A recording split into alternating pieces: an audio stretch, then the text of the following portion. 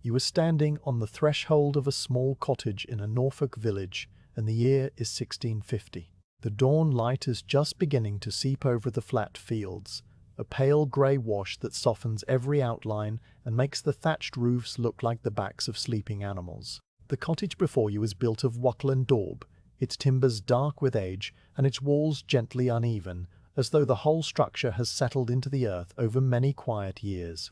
A thin curl of smoke rises from the chimney, the only sign that the house is stirring. You push open the low wooden door, ducking your head under the lintel, and step inside. The single room is dim but not dark. A small window glazed with oiled linen admits a milky light that falls on the packed earth floor. The air is cool and heavy with the smell of wood smoke, old straw, and something richer beneath, the deep animal scent of raw wool. Your eyes adjust slowly, picking out the shapes of a life arranged around a central hearth. The fire is not lit, but a mound of grey ash fills the stone fireplace, and from its center a few embers still breathe a faint orange glow, left from last night's careful banking. A blackened kettle hangs from a pot-hook, still and cold. To one side, a narrow wooden bed, really a straw pallet, lies against the wall, its woolen blanket thrown back. The room holds the quiet of a space that has been occupied through the night, and now waits patient for the day to begin. You close the door behind you, and the sound is a soft thud of wood on wood, muffled by the thick walls. The outside world withdraws, its few morning sounds, a distant bird, the rustle of a breeze in the hedgerow, fading into a hush. You stand for a moment, letting the stillness settle around you like a cloak. There is no hurry here. The day's work will begin when the light is stronger, when the fire is lit, when the tools are warm. Until then, you can simply be in this room, absorbing its details one by one. Your gaze moves to the wall opposite the hearth, where the tools of a wool comber are kept.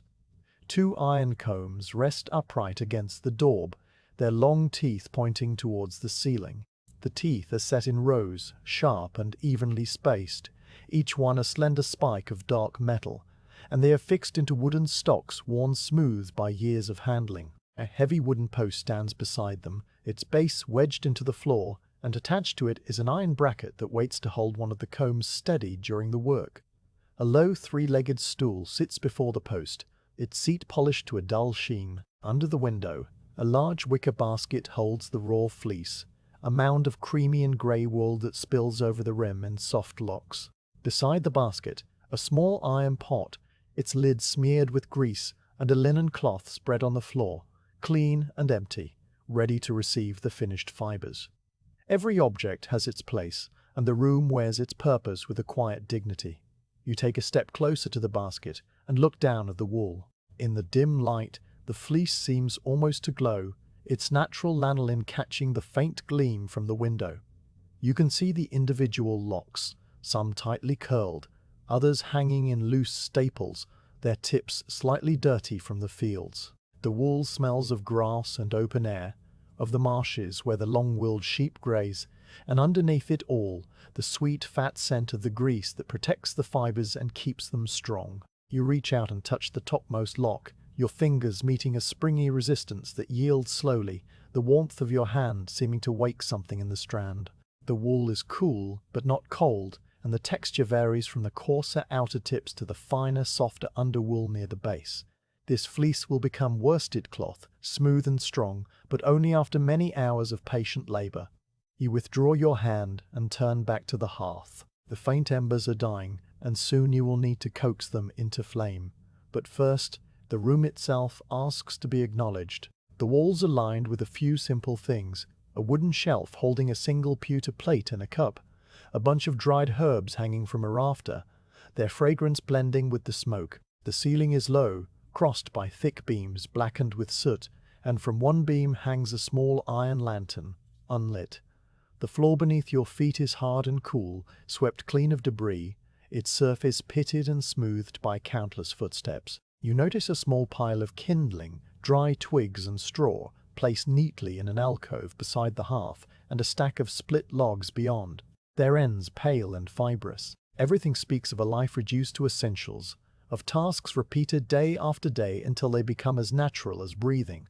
The cottage holds a particular silence, not an empty one but a full one, a silence that contains the memory of every evening fire and every morning's first light. You can almost feel the presence of the people who have lived here before, the wool combers who rose in the dark and lit the fire and sat on that stool, drawing long fibres from the iron teeth. Their movements have worn the floor in a gentle curve from door to hearth to work post, a path you will follow today. The air is cool but not uncomfortable.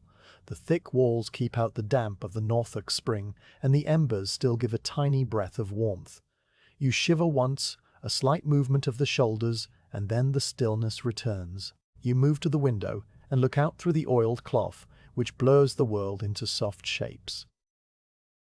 The village is waking slowly. Across a narrow lane, another cottage sends up its own thread of smoke, and you can just make out the form of a figure carrying a bucket from a well. The sound of the bucket's handle against the stone rim reaches you as a distant musical clink, and then the figure is gone, vanished behind a hedge. Beyond the village, the land stretches away flat and open, a patchwork of pale green and brown, under a sky that is shifting from grey to a softer pearl. A few trees stand bare, their branches still bare in early spring, and the line of a slow river is marked by a ribbon of mist. The view is familiar, unchanging, and it asks nothing of you but acceptance. Turning from the window, you walk to the hearth and crouch down, reaching for the iron poker that lies beside the stones. You prod the mound of ash gently, uncovering the heart of the banking, where a few embers still glow. You watch their color shift from deep red to a brighter orange as the air reaches them, and you know that the fire is not dead, only sleeping. The ash falls away, revealing a small nest of charred sticks and a single, half-burned log that has fallen into a crescent shape. You draw in a breath and blow softly across the embers, not to start a flame yet, but to feel the warmth on your face and to let the day begin with this small, deliberate act. The smoke that rises is thin and pale, and it carries with it the smell of oak and beech, a clean, sharp scent that cuts through the woolly air. You remain there for a while, settled on your heels, listening to the quiet. Inside the cottage, the only sound is the very faint tick of cooling ash, a sound so subtle it might be imagined. Outside, a single bird begins to sing, a blackbird perhaps, its notes liquid and unhurried, then falls silent again. The village is too small for much noise at this hour. No carts rumble on the lane, no voices call. There is only the soft pressure of the light growing stronger, the grey becoming white, and the first true ray of sun slipping through a crack in the shutter and laying a stripe of gold across the floor. You watch the stripe move almost imperceptibly as the sun climbs, and you think of the iron combs waiting against the wall, still cold, and of the raw wool in the basket, waiting to be sorted and combed and drawn. But those thoughts are not urgent. They are simply part of the quiet, like the dust motes that dance in the sunbeam. Now you rise, your knees making a small popping sound, and you go to the door. You open it fully this time, letting the morning air flood in. It is cool and damp, smelling of wet earth and green shoots, and it stirs the ashes in the hearth, sending a whisper of fine dust across the floor. You step outside for a moment, onto the packed earth before the cottage, and look up at the sky. It is a high, pale blue now, with streaks of cloud that are thin and motionless. The thatch above the door is speckled with dew, and a drop falls, landing on your sleeve. You feel the cool spot spread through the cloth, a tiny reminder of the world's touch, and then you turn and go back inside, closing the door with the same soft thud. The room seems darker for a moment after the brightness, but your eyes soon readjust, and the familiar shapes reassume their stations. You cross to the basket of wool and lift it by its handles, carrying it nearer to the hearth where the light will be better once the fire is lit. The basket is heavy, the weight of the fleece surprising, and the wicker creaks slightly as you set it down. You arrange the stool before the work-post, placing it exactly where it always goes, its legs fitting into slight depressions in the floor. You take the iron pot of grease and remove the lid, checking its contents with a brief glance. The mixture is soft and pale, smelling faintly of butter and mutton fat, a simple lubricant that will help the wool slide through the comb teeth. You replace the lid and set the pot within easy reach. Then, one by one, you lift the 2 iron combs from their resting place and carry them over to the hearth, laying them on the stone slab in front of the ash pile. They are heavy, each one a solid weight of metal and wood, and they clink softly as they touch the stone, a sound that is sharp and clear in the quiet room. Their teeth point away from you, and in the growing light you can see the tiny nicks and scratches on the metal, the evidence of years of use. The wooden handles are dark with the oils of many hands, and they fit the palm comfortably, shaped by a carver who understood the task. Now the cottage is ready. The tools are in place, the wool is near, the stool is positioned. Only the fire needs to be rebuilt, the combs warmed, the first lock of fleece selected. But all of that will come in its own time. For now, you stand beside the hearth and simply wait, letting the day's rhythm present itself. The light through the window has brightened to a soft, creamy yellow, and the dust motes thicken in the beam.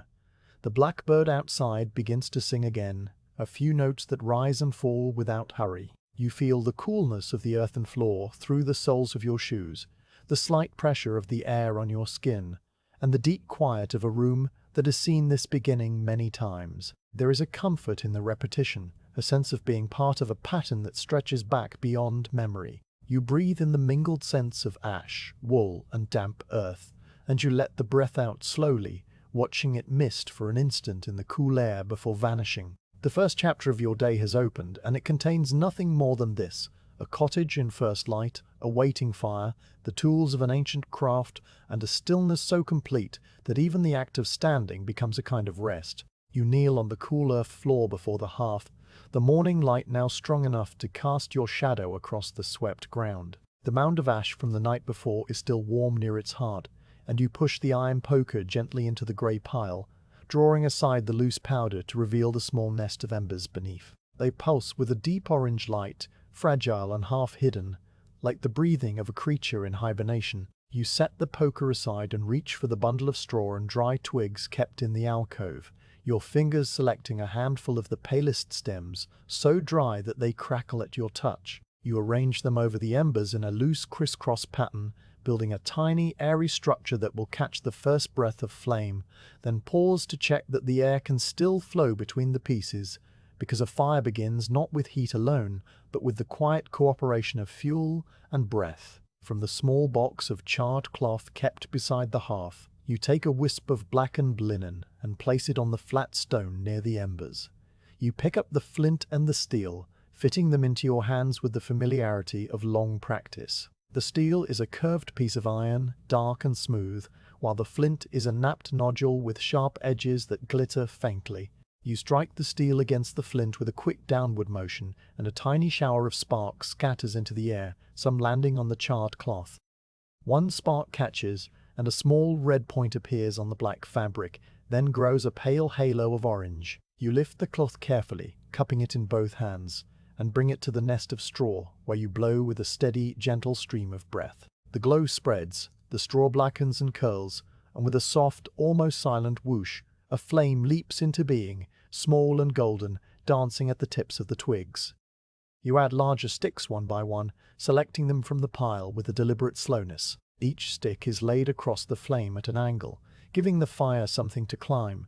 The wood takes a moment to ignite, its surface smoking and then blooming with a blue-yellow flicker that soon turns steady and bright. The sound changes as the fire grows, from the faint whisper of burning straw to the crackle and pop of dry beech twigs snapping open along their grain. A thin curl of smoke rises, thick at first, then finer, and you adjust the position of a log so that the drawer of the chimney hood pulls the smoke upward in a smooth column. The stone hearth begins to warm, and you feel the heat on your cheeks and hands, a pleasant sensation that makes the cool room seem smaller and more enclosed. You remain kneeling, watching the fire establish itself, adding another log when the first has caught well, a piece of seasoned oak that hisses slightly as the moisture trapped inside it boils away, but soon settles into a steady burn. The light in the cottage changes once again. The fire's glow pushes against the daylight from the window, mixing with it to create a warm amber tone that falls on the dark walls and the low beams of the ceiling. You can see the texture of the walls more clearly now, the faint ridges left by the wattles, the small cracks that have been patched with fresh clay. The shadows in the corners soften and seem to breathe with the flicker of the flames. The room becomes a place between night and day, a cocoon of warmth that holds you at its center, and you feel a quiet contentment in having brought the fire to life without rush, letting each stage follow the last as naturally as one breath follows another. Now that the fire is burning well, you turn your attention to the two iron combs that lie on the stone slab near the edge of the hearth. They are cold when you touch them, the metal chilling your fingertips. You lift the first comb, the one with the slightly darker wooden stock, and hold it briefly in both hands. The teeth are long and precisely spaced, each one a slender pyramid of iron that ends in a point sharp enough to catch the light. A few remnants of wool from yesterday's work are still caught near their bases, fine hairs that you will clean away later. You place the comb on its side on the stone, not directly in the flames, but close enough that the radiant heat can reach it. The second comb, its twin in all but the faint grain of its handle, you lay beside it, arranging them parallel like two resting animals. A small adjustment ensures that the wooden stocks are angled away from the hottest part of the fire, for you must warm the iron, not scorch the wood. The process of warming the combs cannot be hurried. If the teeth are too cold, the lanolin in the wool will remain stiff and the fibres will catch and break. But if the teeth are overheated, they will singe the delicate tips and weaken the long staple you need for worsted. You know the right temperature not by any instrument, but by the deep, instinctive knowledge of a hand that has done this 1,000 times. So you wait, sitting back on the low stool and letting the fire do its patient work. Your hands rest on your knees, and you watch the metal begin to change. At first there is nothing visible, but then a faint bloom of discoloration appears on the iron, a straw-colored film that travels slowly along the teeth, deepening to a soft blue-gray at the very tips. The light of the fire reflects in the polished surfaces, and the shadows of the teeth fall on the stone in a neat, rippling pattern that shifts with the flames. While the combs warm, you rise and fetch the basket of raw wool, drawing it closer to your work area. You lift a lock of fleece and hold it to the firelight, turning it slowly between your fingers. The staple is long, perhaps 8 inches, and its color is a creamy white with subtle variations. The tips are shade paler where the sun bleached them in the fields. You can see the crimp clearly now, that gentle wave that gives worsted yarn its strength and smoothness. The lock smells of sheep and grass and the faint tang of smoke that has already begun to permeate the room. You set it down on the clean linen cloth and select another, this one a soft grey, its fibres slightly coarser, and lay it beside the first. There is no need to begin the combing yet, only to prepare, to gather, to let the wool become accustomed to the warmth of the cottage and the nearness of the fire. The sorting will come later. For now you simply appreciate the material in its raw state, that beautiful tangle from which order will slowly emerge. You return to the stool and sit down, your gaze moving between the flames and the combs. The fire has settled into a quieter phase, the large oak log now glowing along its underside with a deep, steady red, the flames smaller but hotter. A piece of wood collapses into the embers with a soft puff of ash, and you use the poker to push it back into the heart of the heat. The combs continue to warm, and you test one carefully by holding your palm a few inches above the teeth. The air above the metal is rippling now, a visible shimmer that tells you the temperature is almost right. You turn the comb over so that the other side faces the fire, ensuring an even warmth throughout. The wooden handle remains cool enough to touch, a sign that your positioning is correct. The act of waiting is not empty. In the stillness, your mind unfurls into the quiet rhythm of the morning. You notice the sound of your own breathing, slow and even, and the way the light from the window has moved a few inches across the floor, the sun climbing its silent arc. Outside, the village has stirred a little more. You hear the distant lowing of a cow from a field beyond the houses, and the brief creak of a wooden door opening somewhere nearby. But these sounds are muted, absorbed by the thick walls of your cottage. A puff of wind presses against the oiled linen window, making a soft drumming sound that fades almost as soon as it comes. The world outside exists only as a gentle backdrop to the small, concentrated universe of the hearth. When the combs have warmed enough, a judgment you make by the way a fleck of wool dropped onto a tooth curls slowly without burning, you lift the first one from the stone. You use a thick scrap of cloth to protect your hand, though the handle itself is not hot. You carry the comb to the workpost and fit its wooden stock into the iron bracket that holds it steady. The bracket grips it firmly, and the teeth now point outward, a bristling wall of steel waiting to receive the fleece. You step back and view it from a slight angle, making sure it sits level, because an uneven comb would pull the fibres in a crooked line. Satisfied, you turn back to the hearth and take up the second comb, which you will hold in your hand for the working. This one you also test, its warmth soaking through the cloth into your palm, a comforting heat that relaxes the muscles of your forearm. You hold it for a moment, feeling its balance, the slight forward weight of the iron, the way the handle fits the curve of your fingers as if designed for no other hand. Before beginning the actual combing, you dip 2 fingers into the iron pot of grease. The mixture is cool and smooth, a blend of butter and rendered fat that has been kept from going rancid by the coolness of the cottage. You rub the grease between your fingertips and then work it slowly along the tines of the fixed comb, starting from the base near the wood and sliding outward to the very tips. Each tooth receives a thin coating, just enough to make it slick without being sticky. The grease softens with the warmth of the metal, releasing a faint, homely scent of the dairy in the kitchen. Then you grease the tips of the hand comb as well, a lighter touch, because too much lubricant would make the fibers slip uncontrollably. The action is small and precise, and it occupies your attention fully. You feel the slight texture of the iron under the grease, the subtle temperature difference between the base and the tip, the gradual change as the oil works into the microscopic crevices of the metal. The sunbeam through the window has now reached the edge of the linen cloth on the floor, illuminating the white fibers of the few locks you placed there earlier. They seem to glow with an inner light, the speckles of vegetable matter and the natural kink of the wool, casting tiny shadows on the cloth.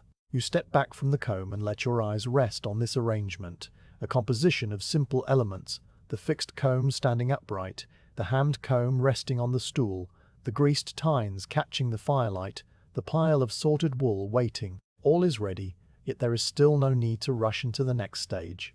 The warmth of the room has become a constant, soothing presence, and your body moves through the space with a calm efficiency that asks nothing of thought. You pour a little water from a clay jug into a wooden bowl, just enough to rinse the grease from your fingertips and dry your hands on a scrap of clean linen tied at your belt. The water is cool.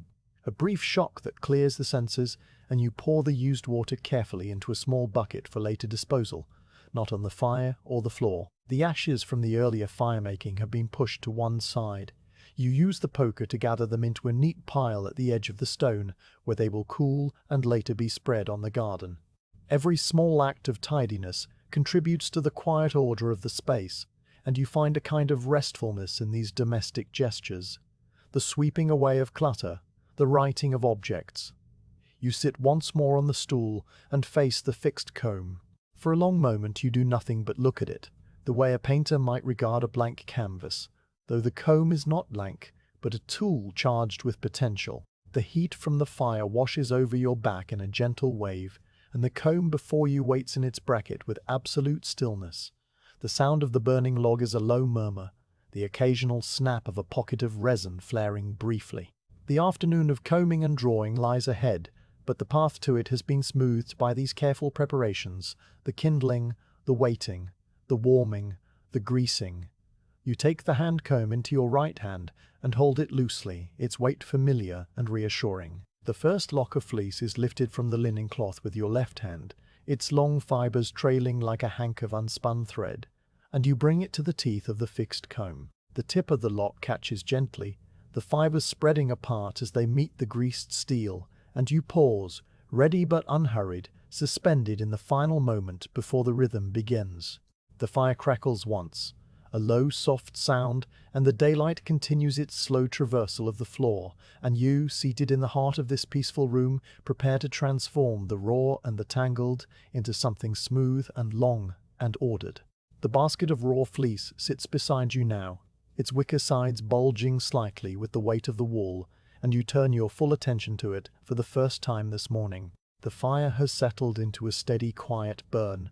The large oak log, now a mass of glowing red embers veined with grey ash, and its warmth reaches your shoulder and cheek as you lean towards the basket.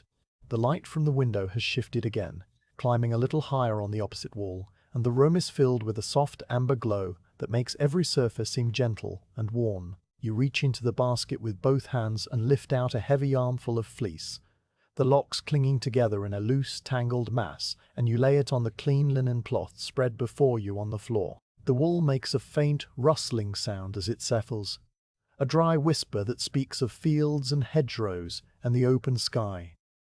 You sit on the low stool and look down at the fleece, and for a long moment you simply let your eyes wander over its surface. The wool is not uniform.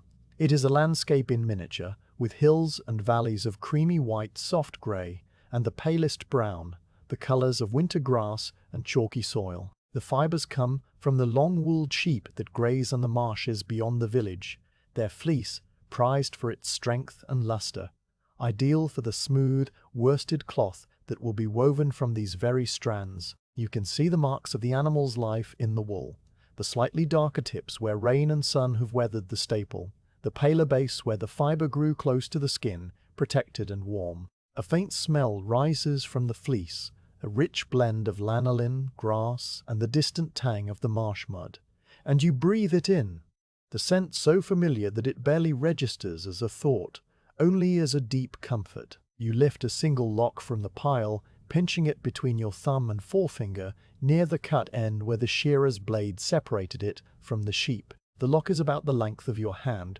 perhaps 8 inches, and its fibres hang together in a natural grouping, the way they grew on the animal. You hold it up to the light, turning it slowly so that the fire illuminates it from behind, and the wool becomes almost translucent, a soft halo of pale gold. You can see the crimp now, that gentle, regular wave that runs the length of each individual fibre, and you note how even it is, a sign of good health and good pasture. The crimp is what gives worsted yarn its particular quality, allowing the fibres to lie parallel and smooth when they are combed, creating a thread of great strength and little bulk. You run the lock between your fingers, feeling the slight resistance as the waves slide past one another, the texture both springy and soft. With the lock still in your hand, you begin to examine it more closely, teasing apart the fibres with a slow, careful motion. This is not the combing itself, only a preliminary sorting, a getting to know the material before the real work begins. The outer tips of the lock are slightly coarser, the ends where the fibre was exposed to the elements, and they have a faint roughness when you rub them between your fingertips. As you work your way down the lock towards the base, the fibres become finer and softer, their crimp more pronounced, their colour a richer cream. The difference is subtle but real, and it matters for the quality of the finished sliver. You separate the coarser tips with a gentle pull, laying them aside on a corner of the linen cloth, while the finer portion goes into a pile at the centre. Nothing is wasted, for the coarser wool will be carded and spun into a thicker yarn suitable for blankets or rough outer garments, but your task today is the worsted, the long and lustrous fibres that will become fine cloth. You work through the first lock completely, then reach for another. This one is a soft grey, its tips almost silver in the firelight, and its texture is slightly different. The fibres are longer, perhaps 9 inches, and their crimp is looser, a broader wave that suggests a different sheep, or a different season of growth. The wool feels cooler to the touch at first, but it warms quickly in your hand, the lanolin softening and releasing a faint sweetness. You examine it with the same care, separating the tips from the base, noting a small burr caught near the middle that you pick out with your fingernail and drop into a tiny pile of refuse. The burr is dry and brown, a remnant of the thistles that grow in the pastures, and it clings stubbornly to the fibres until you work it free with a gentle twist. A few short, broken fibres come away with it, and you add them to the heap of coarser wool, keeping the long, sound strands pure. Your movements settle into a rhythm as you work through the fleece. You take a lock, hold it to the light, feel its texture, separate the coarse from the fine, remove any stray bits of grass or seed or dirt, and lay the sorted wool in its proper pile. The process is repetitive, but not dull. Each lock is slightly different from the last, and your hands learn the variations without conscious instruction. One lock is dense and heavy, its fibres packed tightly together, and it takes a little longer to tease apart. Another is airy and open, almost floating in your fingers, its crimp so fine that it feels like a puff of down. The white wool varies in shade, from a pure ivory to a warmer tone that borders on pale gold, and the grey wool ranges from a light silver to a deeper smoky hue. There is no hurry to finish, and so you take your time with each lock, letting the texture and the warmth of the wool fill your senses, letting the outside world recede until there is only the fleece, the fire, and the soft sound of your own breathing. The pile of sorted long wool grows slowly on the linen cloth, a mound of creamy and silver fibres that catches the light and seems almost to glow from within. The shorter, coarser pieces have accumulated in their own corner, a smaller heap of tangled, darker wool that will serve its own purpose in time. Between these two piles, a scattering of waste has gathered. The bits of vegetable matter and the occasional tiny knot of felted fibre that cannot be combed. You sweep these aside with a brush of your hand, keeping the workspace clean, because a tidy bench makes for a tidy mind and a smooth flow of work. The fire pops once, a small explosion of trapped gas in a beech twig, and a spark leaps onto the stone hearth where it glows for a moment and then dies. The sound is the only interruption in a long stretch of quiet, and you barely notice it. So absorbed are you in the task. As you work, you become aware of the weight of the wool in your hands, a pleasant, substantial feeling that anchors you to the moment. The lanolin from the fleece has begun to coat your fingers, leaving them soft and slightly sticky, and the smell of it is everywhere now, mingling with the wood smoke to create a scent that is the essence of this cottage and this craft. You pause once to rub your hands together, feeling the warmth generated by the friction, and then you wipe them on the scrap of linen at your belt before continuing. The grease on your skin is not unpleasant. It is a natural protectant, and the wool combers of Norfolk have long known that it keeps the hands supple through long hours of work. You notice the faint shine on your fingertips, a gloss that catches the light, and you think of how many hands have been coated with this same grease over the centuries. How many locks of wool have been sorted in rooms just like this one. The daylight continues its slow progression across the floor, the rectangle of pale gold from the window now touching the edge of the basket. A few dust motes float in the beam, drifting lazily on currents that are too subtle to feel. You watch them for a moment, the tiny bright specks rising and falling in their silent dance, and then you return to the fleece. There is still a good portion of the basket left to sort, and you lift out another heavy armful, spreading it on the cloth beside the first batch. This wool is slightly different again, a warmer white, with a hint of brown at the tips, and as you examine it, you see that it comes from the belly of the sheep, where the fleece is often softer and more tangled. The locks here are shorter and more curled, and they require a gentler touch to separate without breaking the fibres. You adapt your movements without thinking, using the tips of your fingers rather than the whole hand, working the strands apart with a delicate teasing motion that takes more time but preserves the length. A single long fibre comes away in your hand, a strand of perfect white that is almost invisible in its fineness. You hold it up and look along its length, seeing how it tapers from a slightly thicker base to an almost impossibly thin tip. The fibre is strong, though, and when you pull it gently between your hands it does not break, but stretches slightly, a testament to the good breeding of the marsh sheep. You lay it carefully on the pile of long wool where it settles among its fellows and becomes indistinguishable from the mass. One fine strand among thousands, yet each one matters, for the quality of the worsted cloth depends on the quality of every single fibre that goes into it. This is the lesson that the wool comber learns over years of work, that patience and attention to the smallest detail are the foundations of excellence. You reach the bottom of the basket at last, lifting out the final few locks that have been compressed under the weight of the rest. These are slightly flattened, their crimp pressed out of them, but they will spring back once they are teased apart and exposed to the warmth of the fire. You fluff them with your fingers, working air back into the fibres, and add them to the sorted pile. The basket is empty now, its wicker interior scattered with a few stray wisps of wool that you gather up and add to the appropriate piles. You set the empty basket aside against the wall near the door, where it will wait until the next shearing brings a fresh load of fleece. The emptiness of the basket marks a small milestone in the day, a transition from one phase of the work to the next. You sit back on the stool and look at what you have accomplished. The pile of long, fine wool is substantial, a soft mountain of cream and grey and silver that rises perhaps a foot from the linen cloth. The shorter wool is a smaller mound, darker and more tangled, but still valuable. The little heap of rubbish is tiny by comparison. A few dry leaves and bits of stalk that you will toss into the fire later, where they will burn with a brief, bright flame. The room is still warm, the fire still glowing, and the quiet has deepened as the morning has advanced. A distant voice calls out somewhere in the village, a single word that you cannot quite make out, and then the silence returns, thicker than before. You feel a quiet satisfaction, not pride exactly, but a simple contentment in having done a necessary thing well and without hurry. Your hands are now thoroughly coated with lanolin, and you take a moment to clean them. You pour a little water from the clay jug into the wooden bowl, the same bowl you used earlier, and you dip a corner of the linen cloth into it. The water is cool and clean, and you rub it over your fingers, working away the grease. The lanolin resists the water at first, beading up in tiny droplets, but with patience and gentle rubbing it begins to lift, leaving your skin clean and slightly damp. You dry your hands on the cloth at your belt and then pour the used water into the bucket, watching it swirl and settle. The smell of wool still clings to you, but it is fainter now, a pleasant reminder rather than a coating.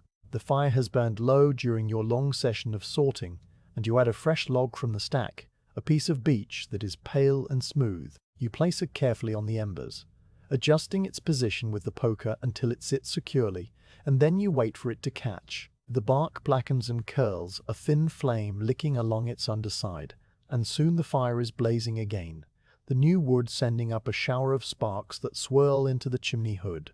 The warmth spreads outward, and you hold your hands towards it for a moment, feeling the heat on your palms and between your fingers, a gentle reminder of the flame that makes all this work possible. The fixed comb still stands in its bracket, its teeth glistening with the grease you applied earlier. The hand comb rests on the stool beside you, still warm from its time near the fire. The sorted wool waits on the linen cloth, its fibres aligned in loose locks that are ready to be loaded onto the teeth. The morning has passed in quiet, methodical preparation, and now the true combing can begin. But you do not rush to start. Instead, you remain seated for a moment longer, your eyes moving slowly around the room, taking in the familiar shapes, the soft light, the deep quiet. The cottage holds you in its embrace, and you feel your breathing slow. Your shoulders drop, your mind settle into the calm, steady state that the work requires. The first lock of sorted wool lies at the top of the pile, its long fibres trailing across the cloth, and you reach for it with a hand that is steady and sure, ready to begin the next chapter of this ancient, peaceful craft. The fire has been burning for some time now, settling into a deep, steady glow that needs little attention beyond the occasional nudge of a log. The iron combs that you placed near the hearth have absorbed enough warmth that the metal is uncomfortable to grip for more than a few seconds without a cloth, yet not so hot that it would scorch the wool or the wooden handles. The room has grown thoroughly comfortable, the cool of the early morning replaced by an even, embracing heat that makes the air feel soft against your skin. You stand from the stool, stretch your arms just enough to loosen the muscles across your shoulders, and move to the work post, where the fixed comb waits in its bracket. The bracket is a simple iron cradle, its arms curving up to hold the wooden stock of the comb at the correct height and angle, and you check that it is still firm, that the wedge driven behind it has not worked loose from the warmth of the fire. Everything is secure. You lift the first comb from the stone hearth, using a folded scrap of linen to protect your palm, and you carry it the few steps to the post. The comb is a handsome thing in its plain way, a solid block of dark, oiled wood into which two parallel rows of long iron teeth have been set. The teeth gleam with a residual grease from your earlier preparation, but some of it has evaporated or been absorbed by the heat, and so you decide to apply a fresh, light coating. The second comb remains on the stone, its teeth pointing away from the flame, staying at an even temperature for when it is needed. You set the first comb into the bracket, the stock sliding down with a soft click against the iron arms, and you give it a final tap with the heel of your hand to seat it properly. The teeth now point outward and slightly upward, a sturdy wall of steel ready to receive the fleece. You reach for the small iron pot of grease that sits on the floor beside the work area. The lid lifts easily, and the contents are soft and pale, a mixture of butter and mutton fat that has been kept cool enough to hold its shape. The scent that rises is mild and faintly savory, and it mingles with the wool and wood smoke, without asserting itself. You scoop a small amount onto the tips of your first two fingers, just enough to form a thin, glistening film, and you replace the lid with your other hand. Turning to the fixed comb, you begin at the base of the leftmost row of teeth and stroke the grease carefully down each tine, from the point where it enters the wood all the way to the needle's sharp tip. The warm metal melts the fat immediately upon contact, and the grease flows into a clear, light oil that spreads evenly along the iron. You work methodically, tooth by tooth, first the back row and then the front, until every surface that will touch wool has received its share. The action is slow and mindful, and you pause once to wipe your fingers on the cloth at your belt before dipping for a second, smaller amount to finish the last few teeth. When the fixed comb is greased, you turn your attention to the hand comb that waits near the fire. You lift it with the cloth, carry it to the stool, and hold it across your knees while you apply a lighter coating of the same grease to its tines. The hand comb is slightly smaller in the stock, designed to be held and drawn through the wool, and its teeth are just as sharp and evenly spaced. The grease here is applied with a delicate touch, a mere suggestion of slip, because too much would cause the fibers to slide through without sufficient grip and the drawing would be uneven. You work the oil onto both rows, the motion of your fingers a familiar one, and then you set the hand comb aside on a clean corner of the linen cloth that covers the floor near the post. The cloth is there to catch any fibers that fall, to keep the drawn wool clean, and to give you a soft surface on which to kneel when necessary. Now the combs are ready, and the sorted wool waits in its two piles on the linen cloth to your left, the large heap of long, fine locks for the worsted, and the smaller heap of coarser, shorter pieces for another day. You lift a handful of the long wool, feeling the spring of the fibers as they compress and then expand, and you set it on the cloth directly in front of the fixed comb. The wool catches the firelight with a warm, gentle luster, the crimped waves shimmering as you smooth the mass with a flat hand. You separate a single lock from the pile, one about the size of your palm, and you hold it by the thicker cut end, where the shearer's blades separated it from the sheep. The tip, the part that grew farthest from the animal's skin, trails away in a fine, wispy point. This is the end you will feed onto the comb's teeth, the end that will be drawn through in the later stages of the work. You step closer to the fixed comb and bring the lock up to the teeth, holding it at an angle that allows the tips to catch. The metal teeth are cool enough now to touch with the wool, but still warm from the hearth, and the first few fibers find the spaces between the tines almost by themselves. There is a faint scratching sound, a whisper of wool against steel, as you push the tip of the lock gently onto the back row of teeth, letting the points pierce the web of fibers and emerge on the other side. You work slowly, using your fingertips to guide the wool, ensuring that the strands lie evenly across the full width of the comb. The grease you applied earlier proves its worth, for the wool glides into place without snagging or bunching, each fiber settling against its neighbors in a loose but orderly arrangement. You add a second lock beside the first, overlapping its edge slightly, so that the teeth grip the new wool without pulling at the old. The action of loading the comb is one of gentle persuasion, not force. You hold each lock near its middle and lay it across the teeth, pushing down with a light, even pressure that seeks the fibers about halfway down the tines. The wool begins to build up on the comb, a soft, dense fringe that hangs from the steel like a curtain of pale cloud. You work your way across the entire width of the comb from left to right, adding lock after lock with the same unhurried rhythm. The pile of sorted wool on the cloth diminishes incrementally, lock by lock, and the comb grows fuller, its teeth gradually hidden by the mass of creamy and grey fibers. Your hands move with a steady, practiced calm. You take a lock, you hold it to the comb, you press it onto the teeth, you smooth it with your thumb, and then you reach for the next. The sequence repeats itself many times, but it is not monotonous in the way that a machine is monotonous. There is a quiet variation in the texture of each lock, the way it catches the light, the slight differences in color and crimp. One lock is almost pure white and slides onto the teeth as smoothly as water. Another is a deeper gray, its fibers coarser and more resistant, requiring a firmer press of the fingers. A third has a curious little curl at its tip that you straighten with a gentle pull before loading. These small variations keep your mind present without agitating it. A a soothing stream of tiny, inconsequential decisions. As the cone fills, you pause to check the evenness of the loading. You stand back half a step and look at the wool from the side, noting the way it hangs in a fairly uniform sheet. Some parts are slightly thicker, where the locks are overlapped more generously, and you remedy this by teasing a few fibres aside with the tip of a finger and redistributing them into the thinner areas. The goal is to have a consistent density across the whole comb, so that when the working comb is drawn through, the fibres will experience the same resistance and emerge as a uniform sliver. This attention to detail is not a matter of worry, but of quiet craft, a small satisfaction in the pursuit of a smooth and even result. You adjust a lock near the right edge, pulling a few strands free and pressing them into a gap near the center. Then step back again. The wool now hangs in a soft, dense veil, its outermost tips just brushing the linen cloth below.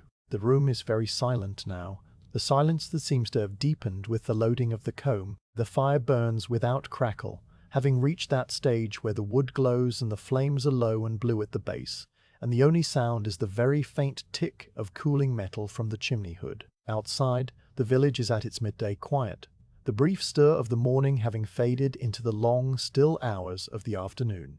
A single fly buzzes lazily against the oiled window, its sound a thin, high note that rises and falls and then stops altogether. You hear your own breathing, slow and deep, and you are aware of the beat of your heart as a distant, muted rhythm, like a soft drum heard from far away. The cottage has become a cocoon of stillness, and you are its center, suspended in the gentle labor of the wool.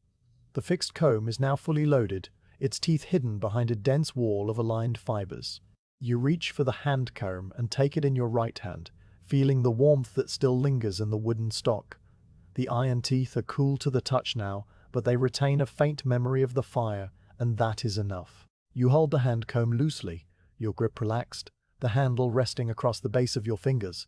The weight of the tool is pleasing, solid, but not heavy, and it balances naturally in your palm as you turn it over once to inspect the teeth. A tiny speck of something, perhaps a bit of ash, clings to one of the tines near the tip, and you brush it away with your thumb before positioning the comb for the first stroke. The combs face each other now, the fixed comb bristling with wool and the hand comb clean and waiting.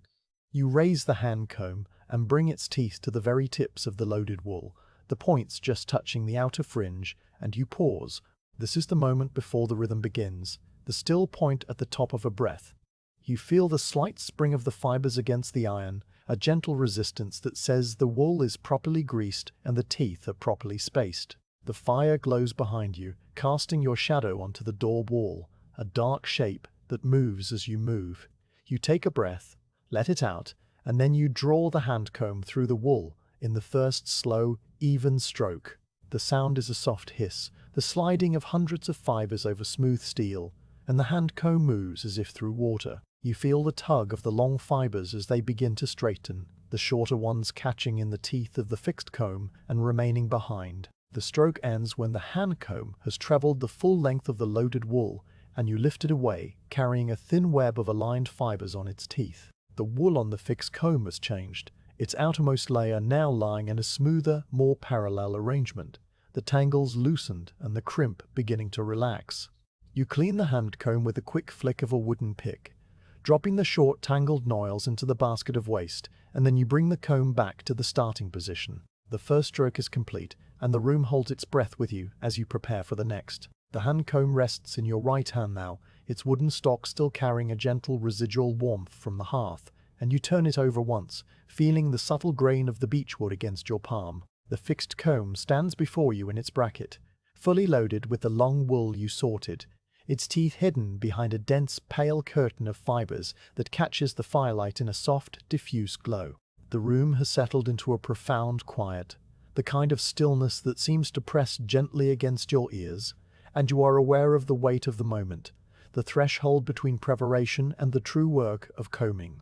The fire murmurs behind you, a low, constant sound like the breathing of a sleeping animal, and you feel its warmth on your back, relaxing the muscles that will soon engage in the steady rhythm of the stroke. You lift the hand comb and hold it poised just above the tips of the loaded wool, the iron teeth hovering perhaps an inch away from the outermost fibers. From this angle, You can see the way the wool catches the light, each tiny crimp a facet that gleams like polished ivory. The fixed comb's teeth are spaced so that the hand comb's teeth will pass between them with a small but definite clearance, a gap just wide enough for the long fibres to be drawn through while the shorter ones are held back. This geometry is the secret of worsted combing, the reason why the finished sliver will be smooth and parallel and free of the noils that would make a rough, uneven yarn. You lower the hand comb slowly, letting its teeth touch the very tips of the wool, and you feel the contact as a faint springy resistance that travels up through the handle into your hand.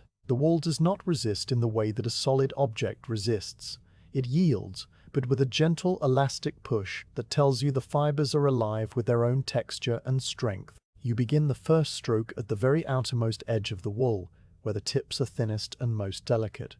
The hand comb moves downward in a smooth, unhurried arc, its teeth sliding between the rows of the fixed comb with a soft, whispering hiss. The sound is delicate, the noise of hundreds of individual fibers being rearranged, and it fills the quiet room like a sustained breath. You feel the pull of the wool against the comb, a light but definite drag that increases slightly as the teeth penetrate deeper into the mass. The warmth from the hand comb transfers itself to the fibers just a few degrees above the air, and this small heat is enough to soften the natural lanolins still clinging to the strands, making them more willing to slide and straighten. Your wrist moves with a practiced motion, the angle of the comb held constant so that the teeth engage the wool evenly across their full width. The stroke ends when the hand comb has traveled the entire length of the loaded fibers, and you lift it away, separating it cleanly from the fixed comb. You pause and look at what the first stroke has accomplished. The outermost layer of the wool has changed visibly, the tangled, slightly chaotic arrangement of the tips now lying in a smoother, more parallel formation. You can see the individual fibers beginning to align with their neighbors, their crimps relaxing under the gentle persuasion of the comb. A small quantity of short, broken fibers and tangled noils has been caught on the teeth of the hand comb during the stroke, and you clean these away with a wooden pick that lies on the floor beside the post. The waste fibers come off in a soft grayish tuft, and you drop them into the basket set aside for that purpose, where they will join the other short pieces that cannot be used for the worsted sliver.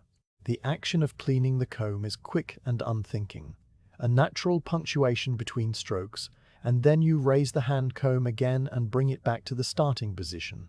The second stroke follows the first without hurry but without hesitation. You lower the comb to the wool, this time engaging the teeth just a little deeper, perhaps half an inch below the tips. The resistance is slightly greater now, for you are working into the denser part of the loaded fleece, and you feel the comb pulling against the tangled fibers with a steady, even tension. Your arm moves from the shoulder, the motion smooth and fluid, and the hand comb describes the same slow arc through the wool, its teeth sliding between those of the fixed comb, separating and straightening as they go. The sound is different this time, a deeper, softer rustle that speaks of more fibers being moved, and the warmth from the comb is more noticeable as it encounters the cooler, inner part of the load. You complete the stroke, lift the comb away, and clean its teeth once more. The noils this time a little denser, the short fibers twisted into tiny felted knots that have been hiding in the heart of the locks. The rhythm of the work begins to establish itself now, a slow, steady cadence that you fall into without conscious thought.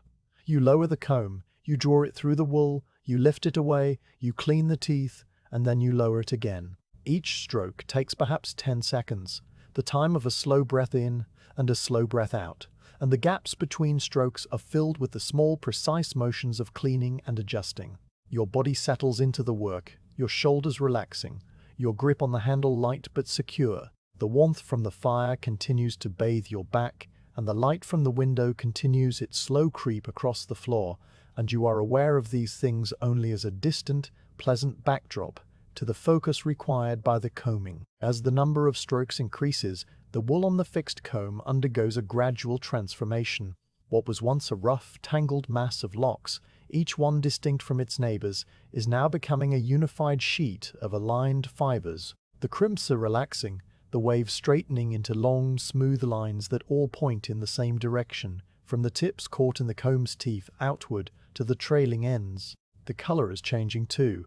the separate shades of cream and grey blending into a uniform, pearly luster that seems to glow with its own inner light. You can see the progress you've made, and the sight is satisfying in a quiet, undemonstrative way, a confirmation that the patient work is doing what it is meant to do. You vary the depth of your strokes as you work, sometimes combing only the outer third of the fibres, sometimes penetrating deeper into the mass.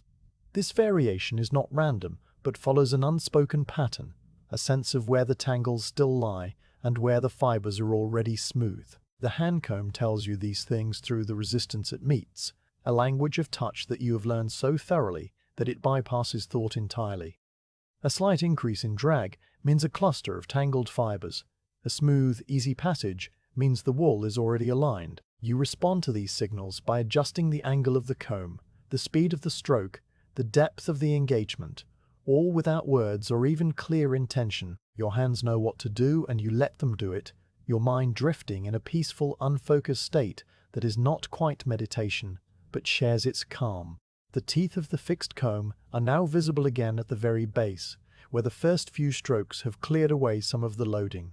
The wool still clings to the upper parts of the teeth, but the lower sections are bare, the steel gleaming with the residual grease. You note this without comment and continue combing, knowing that eventually you will reload the comb with fresh wool, but that time is not yet.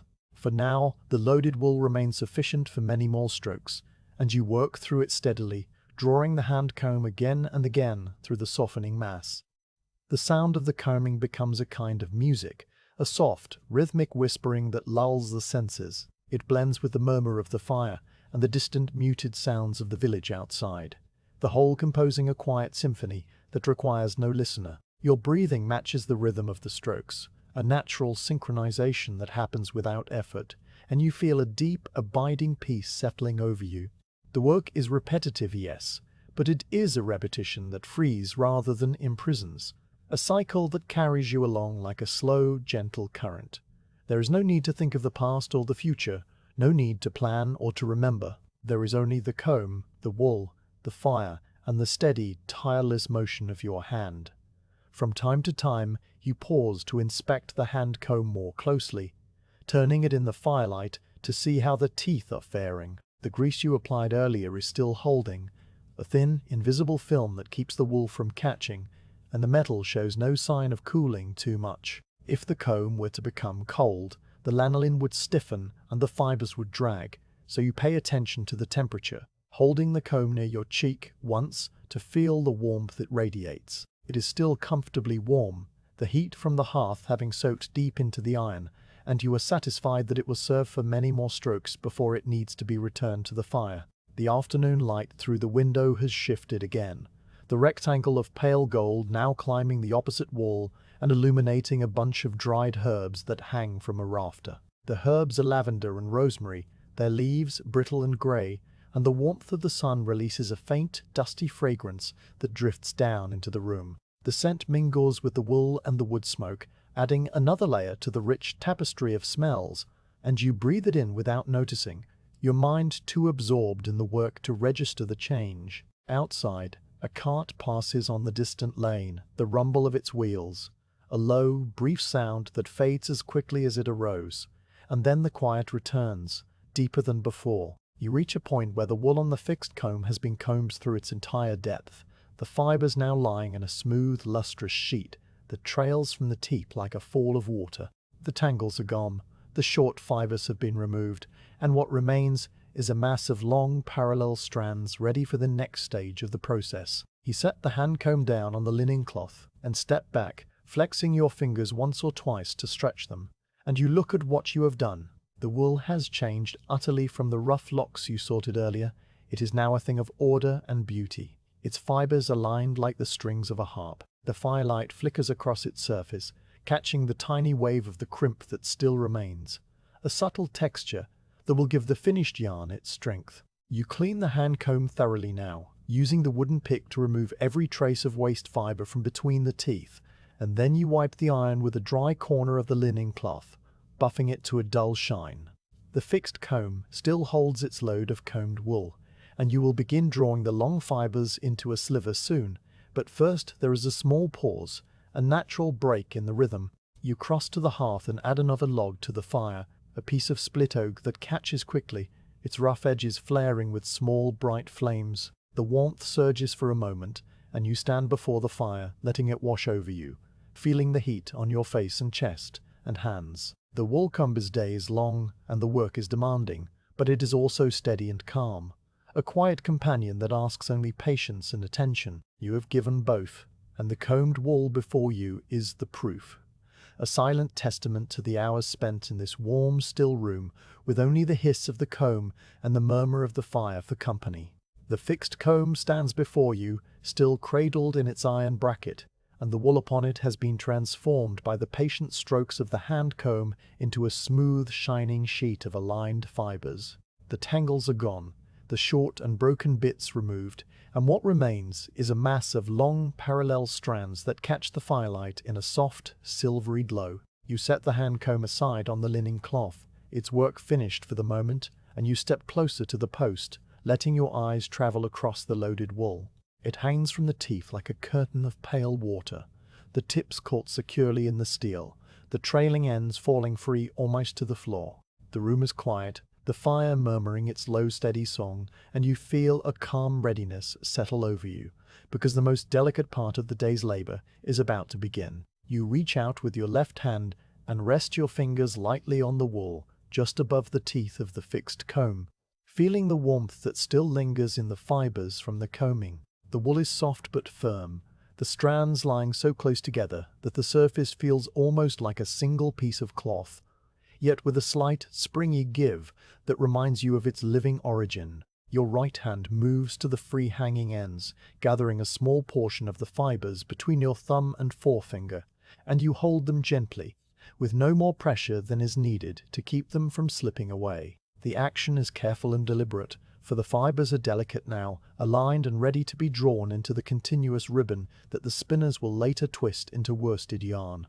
A single strand, pulled too roughly, could break and disrupt the even flow of the sliver, and so you move with the same unhurried patience that has guided every step of this day. You begin the draw by pulling your right hand slowly away from the comb, a smooth, steady motion that originates in the shoulder rather than the wrist. The long fibers start to slide free of the teeth, each one detaching with a tiny, silent release, and they gather in your fingers as a thin, translucent web. The sensation is delicate, a faint, continuous tug that you feel in the pads of your fingers and the palm of your hand, and the sight is beautiful in its simplicity.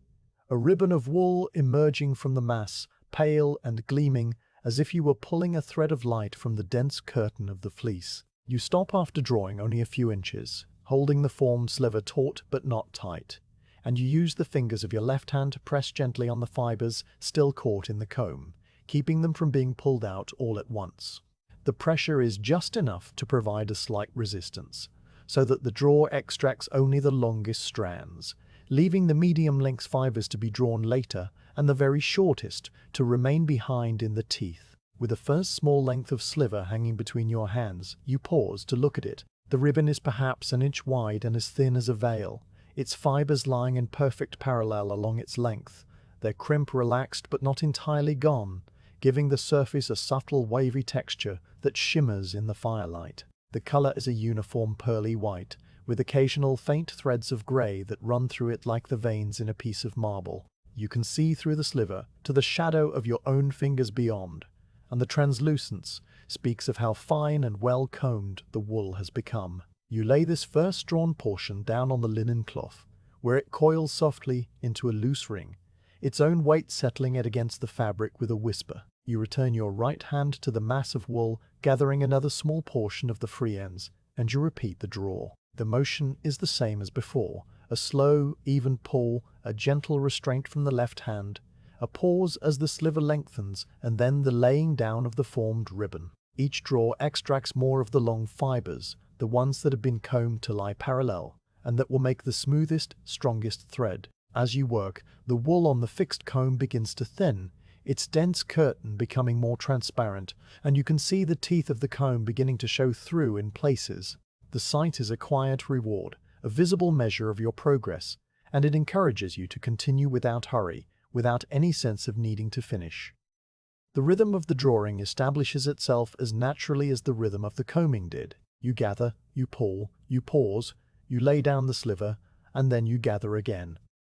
The cycle repeats with a steady, hypnotic regularity, each iteration taking perhaps 15 or 20 seconds, the time of a deep breath in and a slow breath out. Your body settles into the work, your shoulders relaxing, your head inclined slightly forward, your gaze fixed on the point where the fibres leave the teeth.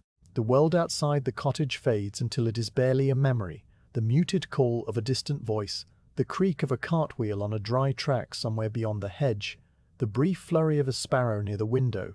All these sounds reach your ears as if from a great distance, processed and then released without being truly noticed. The only reality is the wool between your hands, the steady pull, the growing coil of sliver on the cloth. As the sliver lengthens with each draw, you begin to coil it more carefully on the linen, laying the ribbon in a neat spiral that starts from the center and works outward. The coil is loose, not piled or tangled, so that the fibers are not compressed and can be picked up easily by the spinner later. Your right hand guides the sliver into place, while your left returns to the comb to hold the remaining wool, and the two hands work together in a quiet, cooperative dance that requires no thought. Sometimes a fiber catches slightly on a tooth and you pause, using a fingertip to ease it free without snapping it, and then the draw continues as smoothly as before.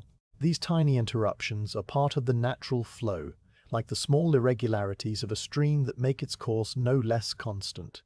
The feel of the wool as you draw it is one of the most pleasing sensations of the entire craft. The long fibers slide against each other with a soft, silken friction, their lanolin providing just enough slip to keep them from clinging, and the tension you apply is enough to feel the strength of the strands without testing it to the breaking point. Your fingers become attuned to the subtle variations in the wool, a slightly denser spot, a lock that was marginally less combed, a strand that is a hair thicker than its neighbors. You adjust your draw to accommodate these differences, pulling a little more slowly through a dense patch, a little more firmly where the fibers are already loose, and the constant tiny adjustments keep your mind engaged at a level that is peaceful rather than demanding. It is a state of focused calm, a flow state in the truest sense, where the boundary between the worker and the work grows thin.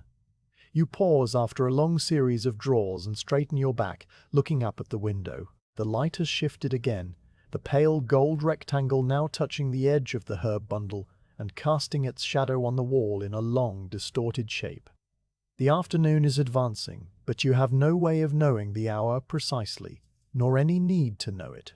The day is measured not by a clock, but by the work itself, by the pile of raw fleece that has become a pile of combed wool and is now becoming a coil of drawn sliver. You pour a little water from the jug into the wooden bowl and dip your fingers, cooling them briefly, for the friction of the drawing has made them warm. The water is cool and refreshing, and you dry your hands on the cloth at your belt before returning to the post. The wool remaining on the fixed comb is now quite thin, a mere web of the shorter, medium-length fibers that were not drawn in the first passes. You continue to draw these, knowing that they will produce a slightly less fine sliver, one that will be used for a different grade of yarn, perhaps for a slightly heavier cloth. Each draw now yields a thinner ribbon, because the fibers are shorter and there are fewer of them, but the process remains the same. You are more careful still, for the shorter fibers can break more easily, and you want to preserve them whole. Your pulls become slightly shorter, your grip on the wool near the teeth slightly firmer, and the sliver that forms is a little narrower, a little more delicate. You coil it separately on a different corner of the linen cloth, so that the spinner will know its quality at a glance. The very last fibers cling to the teeth of the fixed comb, refusing to be drawn without breaking. These are the noils, the short and tangled bits that are too short to be aligned into the sliver, and you leave them in place for now. You will clean them from the comb later, after you have finished the drawing entirely. For now, you set down the final inch of drawn sliver and step back, looking at the work you have done. On the linen cloth, two coils of worsted sliver rest side by side, the larger one, thick and lustrous, made of the longest and finest fibers, and the smaller one, more delicate and slightly less even, made of the medium-length wool. Both are beautiful in their own way, and both represent hours of patient labor, the transformation of a tangled fleece into ordered, usable material. You take a moment to stretch your arms, reaching your hands toward the low, soot-darkened ceiling and feeling the pleasant pull of muscles that have been held in one position for too long. The fire behind you has burned down during the drawing, and you turn to add another log, a thick piece of beech that sends up a shower of sparks as it settles onto the embers. The flames lick up around it, bright and eager, and the room brightens, the shadows retreating. You hold your hands toward the warmth, flexing your fingers, and you notice the faint sheen of lanolin still on your skin, a reminder of the wool that has passed through your hands this day. The world outside the cottage has grown quieter still, if that is possible. The distant voice and the cart have long since passed, and now there is only the low sigh of the wind moving through the thatch, a sound so soft it might be the house itself, breathing. The oiled window admits a light that is beginning to take on the faintest golden hue of late afternoon, and you know that the evening is still some hours away but approaching nonetheless. The day has been full, and yet there is no weariness in you, only a calm, grounded sense of having done something true and good. You return your attention to the fixed comb and the remaining noils that cling to its teeth. Taking up the wooden pick, you begin to clean the comb, drawing the pointed tip between the tines to lift away the short, tangled fibres. They come away in soft greyish puffs, and you collect them in your palm before dropping them into the wastebasket. The metal beneath is greasy but clean, and you wipe each tooth with a corner of the linen cloth, removing the last traces of wool and lanolin. When the fixed comb is clean, you lift it from its bracket and set it aside against the wall, where it will rest until the next load of wool is ready. The bracket stands empty now, a simple iron shape holding only the memory of the work. The two coils of sliver rest on the linen cloth, glowing softly in the firelight. You kneel down and lift one coil, the large one of the finest wool, and you hold it in both hands, feeling its weight and its cool, silky texture. The sliver is strong, its fibres holding together without twisting, and you can imagine the spinner's fingers drawing it out, adding the twist that will turn it into a smooth, even yarn. That yarn will go to the weaver, and from the weaver's loom will come a length of worsted cloth, fine and durable, destined perhaps for a merchant's coat or a lady's gown, travelling far from this quiet Norfolk village. But those are thoughts for another day. For now, it is enough to hold the sliver, to appreciate its simplicity, to know that you have made it with care. You lay the coil back on the cloth and fold the linen over it, a protective wrapping that will keep it clean until tomorrow. The smaller coil you wrap separately, marking it with a twist of grey wool to distinguish it from the finer one.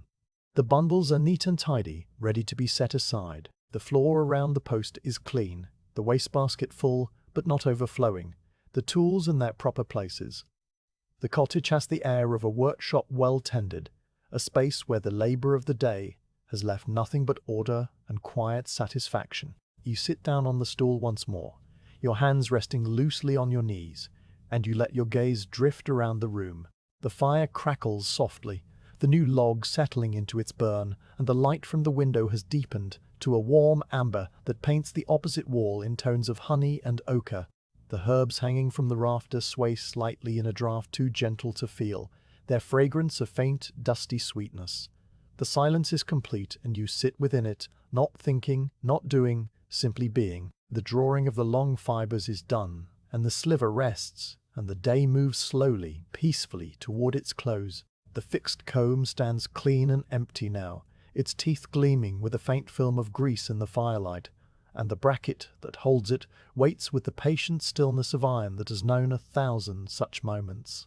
The hand comb rests on the linen cloth beside the two neat bundles of drawn sliver, its work for this load of wool complete. You have been sitting on the stool for some time, letting the quiet of the cottage settle around you, and now you rise, feeling the slight stiffness in your knees from the long session of drawing. The fire murmurs behind you, its warmth a steady presence, and you turn to face it, stretching your arms once and rolling your shoulders in a slow, easy motion that loosens the muscles along your back. The combs need to be clean now, properly and thoroughly, because the short fibres and noils that have accumulated on the teeth will interfere with the next round of combing if left in place. You pick up the hand comb first, carrying it closer to the fire where the light is strongest, and you sit down again on the stool with the comb across your knees. In your other hand you take up the wooden pick, a simple tool made of a thin sliver of beechwood sharpened to a blunt point at one end, and you begin the slow, methodical work of removing the waste wool from between the teeth.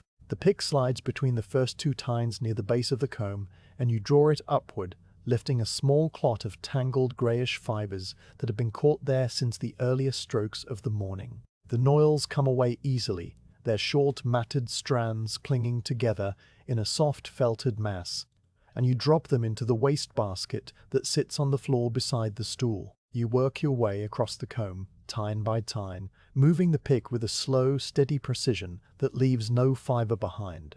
The waste wool varies in character as you go. Near the base of the teeth, where the combing began, the noils are dense and compacted, pressed into firm little knots by the repeated strokes.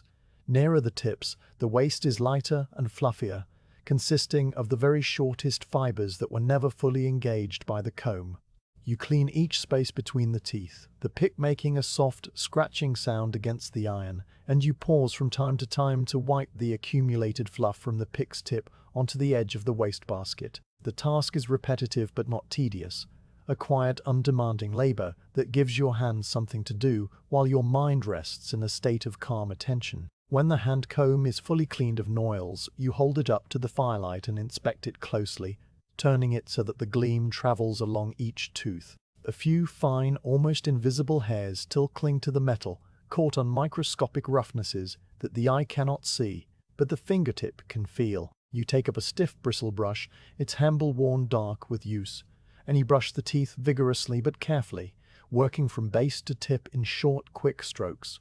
The brush dislodges the last tiny fibres which float away into the air like motes of dust and settle on the floor, and the comb emerges clean and bright, its teeth shining with a soft, silvery luster under the residual oil. You set the clean hand comb aside on the linen cloth, where it will wait until it is needed again, and you turn your attention to the fixed comb still held in its bracket. The fixed comb requires the same cleaning, but in a different posture, for its teeth point outward and you must work from the front.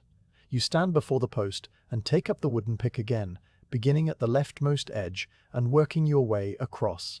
The noils here are arranged differently, having been held in place by the bracket's angle and the pressure of your loading, and they come away in longer, stringier clumps that have been stretched and aligned by the strokes of the hand comb. You lift each clump carefully, using the pick to tease it free from the teeth without scattering fibres into the air, and you deposit them one by one into the wastebasket. The fixed comb's teeth are slightly warmer than the hand combs were, still holding a memory of the hearth, and the grease on them is more fluid, making the noils easier to remove and the cleaning process quicker. As you work across the fixed comb, you notice the small details of wear that mark these tools as old and well used.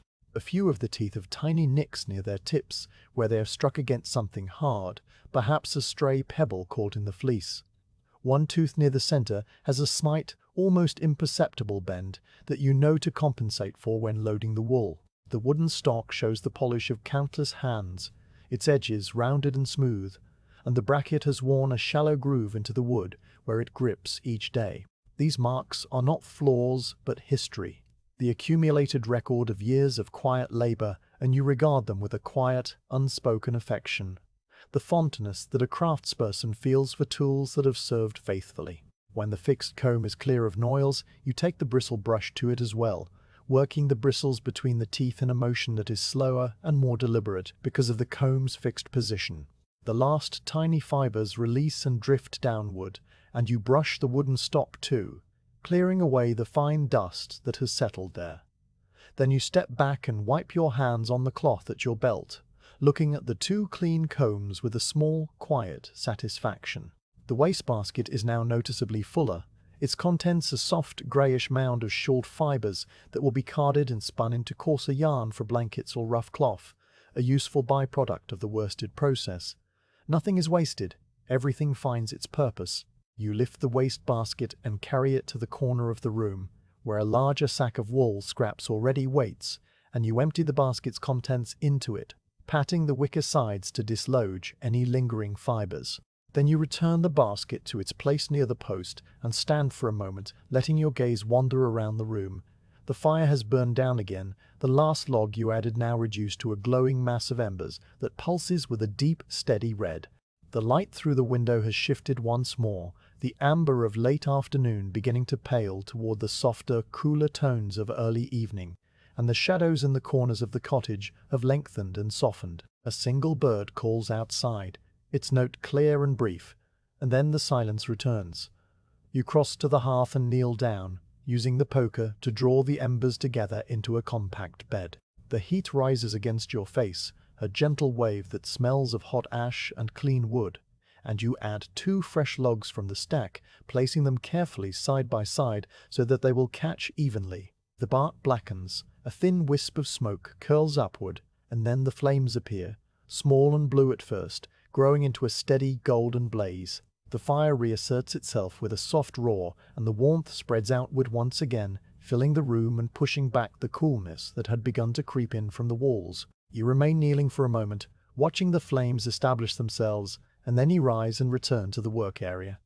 The combs are clean, but they are also cool now, having been away from the fire for some time during the drawing and cleaning. You lift them one by one, the fixed comb from its bracket and the hand comb from the linen cloth, and you carry them back to the stone slab at the edge of the hearth. You lay them on their sides, parallel to each other, with the teeth pointing away from the direct flame, but close enough to absorb the radiant heat.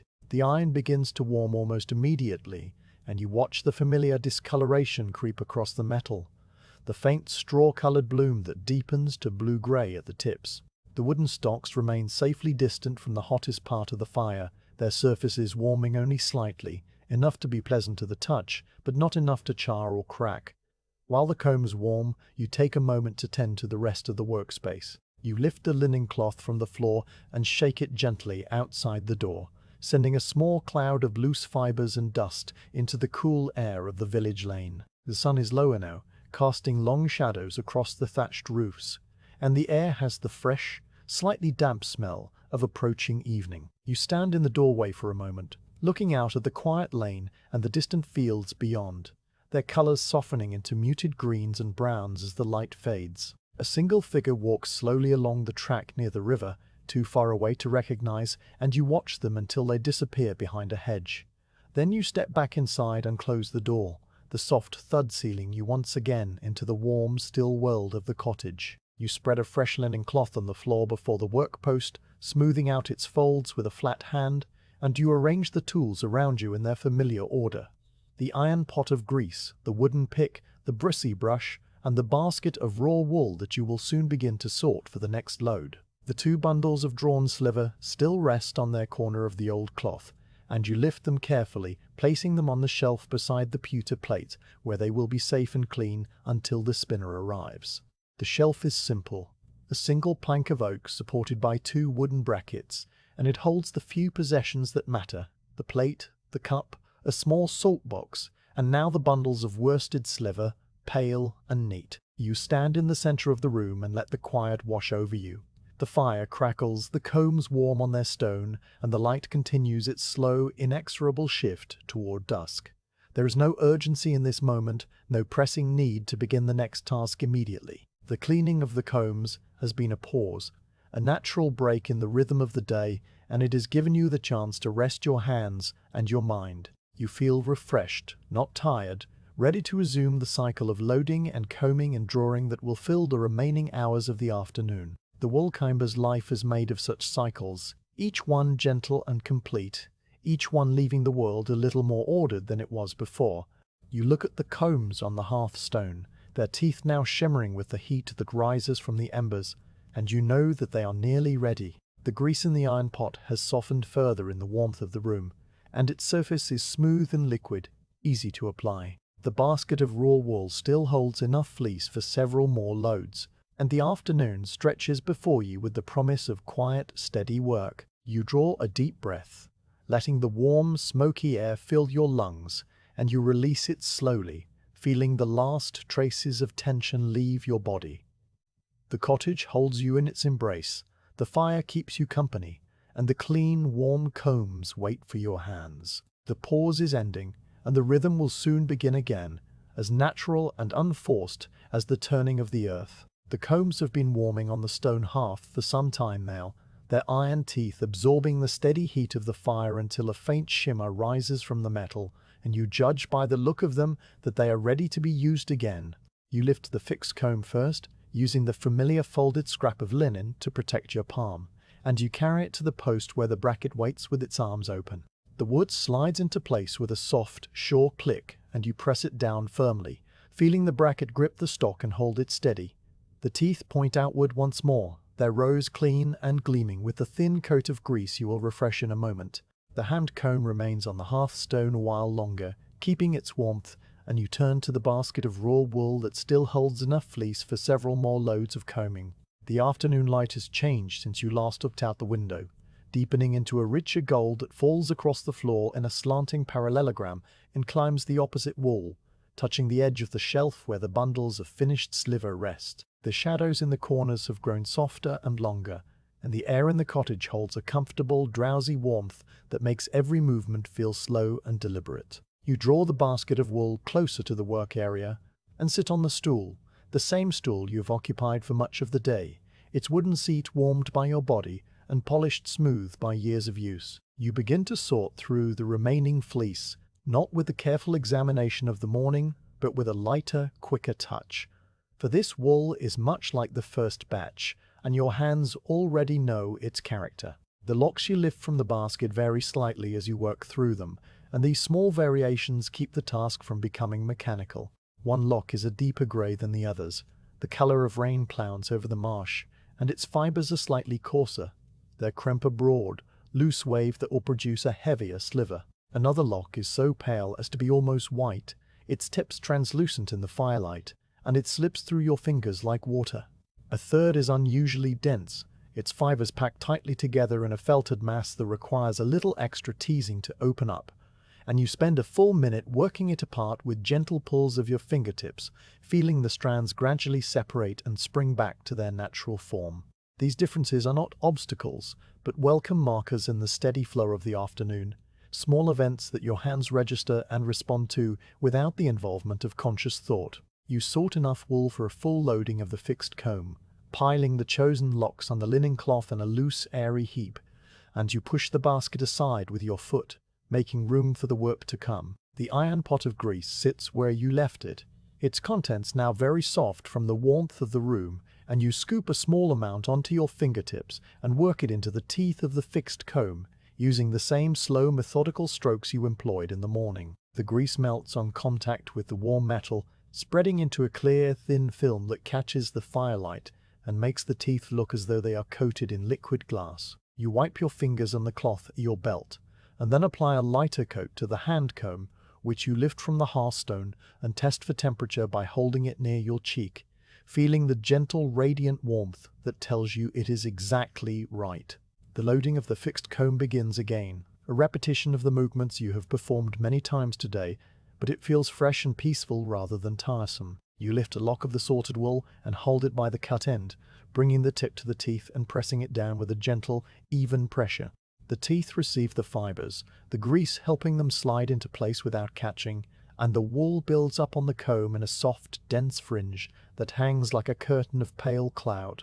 You work your way across the full width of the comb, adding lock after lock, overlapping them slightly so that the loading is uniform and there are no thin spots where the combing would be uneven. The smell of the wool rises around you, the same rich animal scent you have known all day, and it mingles with the wood smoke and the faint savouriness of the grease to create an atmosphere that is deeply soothing. When the fixed comb is fully loaded, you pause and inspect it from the side, noting the way the wool hangs in a fairly even sheet with just a slight thickening near the centre where the locks overlapped more generously. You adjust this by teasing a few fibres from the thicker area and pressing them into the thinner edges, using the tip of your finger to guide them into place. The adjustment takes only a moment, and then you lift the hand comb from its resting place and hold it poised above the outermost tips of the loaded wool. The rhythm that carried you through the morning is waiting for you, familiar and welcoming, and you step into it as naturally as you might step into a slow, flowing stream. The first stroke of the hand comb is gentle, engaging only the very tips of the fibres, and the sound it makes is a soft, airy hiss that fills the quiet room. The comb moves downward in a smooth arc, its teeth sliding between those of the fixed comb, and you feel the slight elastic resistance of the wool as the long fibers begin to straighten. The warmth from the hand comb transfers into the fibers, loosening the lanolin and making the strands more willing to align, and your arm moves from the shoulder in a steady, unthinking motion. You complete the stroke, lift the comb away, and clean its teeth with the wooden pick, dropping the small tuft of noils into the wastebasket. Then, you bring the comb back to the starting position and begin again, the second stroke penetrating a little deeper, the resistance a fraction stronger, the sound a shade deeper. The afternoon combing is not a separate event from the morning combing, but a continuation, a single long thread of quiet labor that stretches from the first light until now, without a break in its essential nature. You lower the comb, you draw it through, you lift it away, you clean it, you lower it again. The strokes follow one another with a steady, unhurried regularity, each one a small, complete action that contains its own beginning and end. Your breathing matches the rhythm. A slow inhalation as you lift the comb, and a slow exhalation as you draw it down. And your mind drifts in a state of calm, open awareness that is not focused on anything in particular, but is not asleep either. You are aware of the texture of the wool, the temperature of the comb, the play of light on the fibers, and the sound of the fire. But all of these sensations merge into a single unified experience that asks nothing of you beyond your presence. The wool on the fixed comb begins to change under the repeated strokes, just as it did in the morning, the tangled locks smoothing out and the fibers aligning themselves into a uniform, lustrous sheet. The color shifts as the tangles disappear, the separate shades of cream and gray blending into a soft, pearly glow that seems to radiate its own gentle light. You notice the change without remarking on it, your eyes taking in the progress as your hands continue their steady work, the two modes of perception operating in parallel. The fire pops softly behind you, a pocket of resin flaring briefly, and a small shower of sparks rises into the chimney hood and vanishes. And then the quiet returns, deepened by the interruption. As the combing nears completion for this load, you vary the depth and speed of your strokes, responding to the signals the wool sends through the handle of the comb. A slight increase in resistance tells you that a small tangle remains near the center of the load, and you work that area with a series of shorter, lighter strokes that gradually loosen the knot without breaking the fibers. A sudden ease in the comb's passage tells you that the wool there is already smooth, and you move on to a different section without lingering. Your hands learn the wool as they go, building a map of its texture and density that is held not in thought, but in muscle and nerve. And this map guides your movements with a precision that is effortless. When the wool is fully combed, you set the hand comb down on the linen cloth and pause, flexing your fingers and rolling your shoulders. The loaded wool on the fixed comb now hangs in a smooth, shining fall, its fibers parallel and ordered, ready for the drawing. You clean the hand comb thoroughly with the pick, and then with the bristle brush, removing every trace of noil and waste, and you set it aside while you turn to the fixed comb and the delicate task of extracting the long fibers. The drawing begins with the same careful, deliberate motion you used earlier in the day. You rest the fingers of your left hand on the wool just above the teeth, applying a gentle, steady pressure that holds the fibers in place, and with your right hand you gather a small portion of the free hanging ends. You pull slowly, a smooth, continuous motion that draws the long fibers from the teeth and gathers them into a thin, translucent ribbon. The sliver forms between your hands, its fibers lying parallel and even, and you lay it down on a fresh section of linen cloth, coiling it loosely so that it will not tangle. The first draw yields only a short length of sliver, and you return to the comb for another, and then another, each pull extracting more of the long strands and leaving the shorter ones behind. The rhythm of the drawing is slower than the rhythm of the combing, a more measured cadence that gives each fiber time to release from the teeth without breaking. You gather, you pull, you pause, you lay down the sliver, and then you gather again. The cycle repeats with a hypnotic steadiness, each iteration almost the same as the last, but subtly different in the feel of the wool, the length of the draw, the thickness of the ribbon. One draw yields a sliver that is slightly wider and denser because you have engaged a thicker portion of the load. The next draw yields a thinner, more delicate ribbon as you work through a sparser area. These variations are small, barely noticeable, but they are enough to keep the mind from wandering too far. anchoring you in the present moment and the immediate sensation of the wool between your fingers. As the sliver grows in length and the coil on the linen cloth expands, you begin to notice the quality of the wool you are drawing, the way the light plays along the aligned fibres, and the subtle silky texture that your fingertips learn with each pull. This wool from the afternoon's loading is very slightly different from the morning's. The grey is a shade darker, the white a shade warmer, and the overall feel is a little denser, a little more substantial. The sliver that forms under your hands is beautiful in its simplicity, a plain, honest thing that contains within it the memory of the marsh grass and the open sky, the patient work of the combs, and the steady, rhythmic labor of your own hands.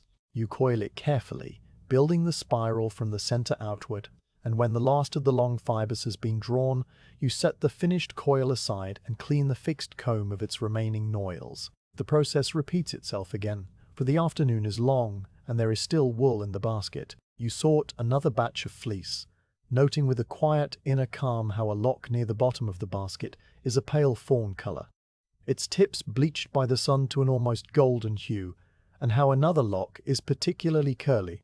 It's crimped so tight that it springs back when you try to straighten it. These small discoveries are like the variations in a piece of music, subtle shifts in tone and texture that keep the melody from growing stale. You grease the combs, load the fixed comb the wool with steady strokes, clean the noils, and draw the sliver into a neat, lustrous coil. The sequence flows from one stage to the next, with the smoothness of water passing over a weir, each step leading naturally to the one that follows, and you move through them in a state of quiet, absorbed attention that leaves no room for thought or worry.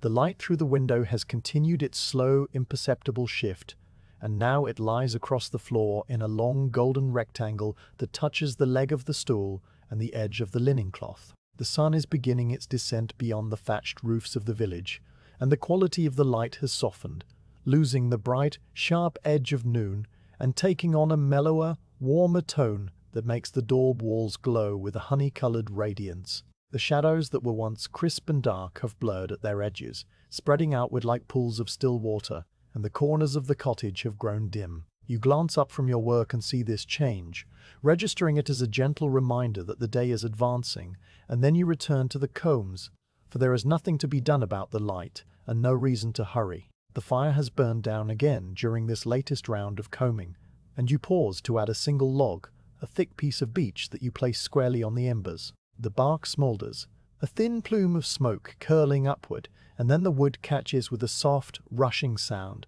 the flames leaping up, bright and eager. You hold your hands toward the warmth for a moment, feeling the heat soak into your skin, and you watch the flames as they dance and flicker, their shapes never repeating, their colors ranging from deep orange at the base to pale yellow at the tips. The sight is mesmerizing in a quiet way, and you let yourself be drawn into it for a short while before you turn back to the work, your body refreshed and your mind still calm.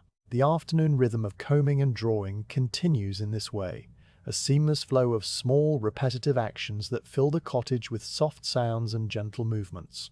You lose track of how many loads you have processed, how many coils of sliver you have laid on the linen cloth, because the numbers do not matter. What matters is the feel of the hand comb as it slides through the wool, the sight of the fibers straightening and aligning, the weight of the finished sliver in your palm, and the quiet, abiding sense of rightness that accompanies these simple things. You think of nothing, or rather your thoughts are so light and transient that they leave no trace, passing through your mind like the shadows of clouds across a field.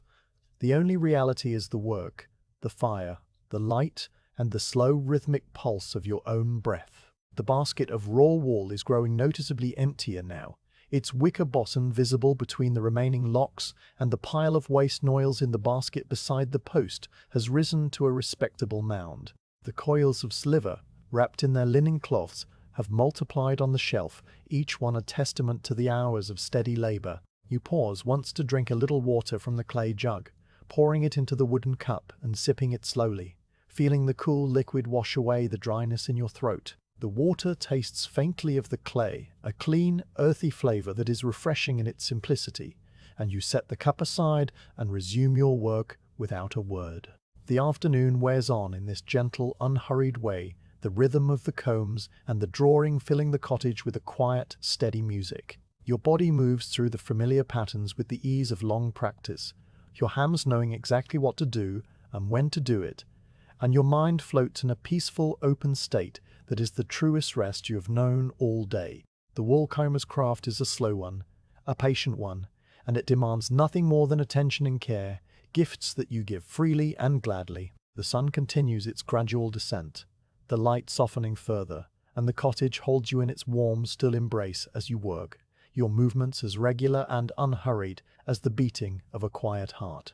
The afternoon has worn on in its quiet, unhurried way, and now as you look up from the work you sense that the light has begun to change its character. The golden rectangle that lay across the floor has stretched into a long, pale parallelogram that reaches the far wall and climbs it, thin and watery, while the shadows in the corners have deepened from soft grey to a thicker, velvety dusk. The fire, which you have been tending without thought all day, seems now to glow more brightly against the dimming room, its flames taking on a richer, redder hue that paints the door walls in tones of amber and rust. You pause with the hand comb resting on your knee and let your eyes travel to the small oiled window, where the daylight outside has lost its sharpness and become a diffuse milky white that speaks of the sun slipping behind a distant line of the horizon. The basket of raw wool at your side is nearly empty, its wicker bottom visible through a last thin layer of fleece, and the pile of finished slivers on the shelf,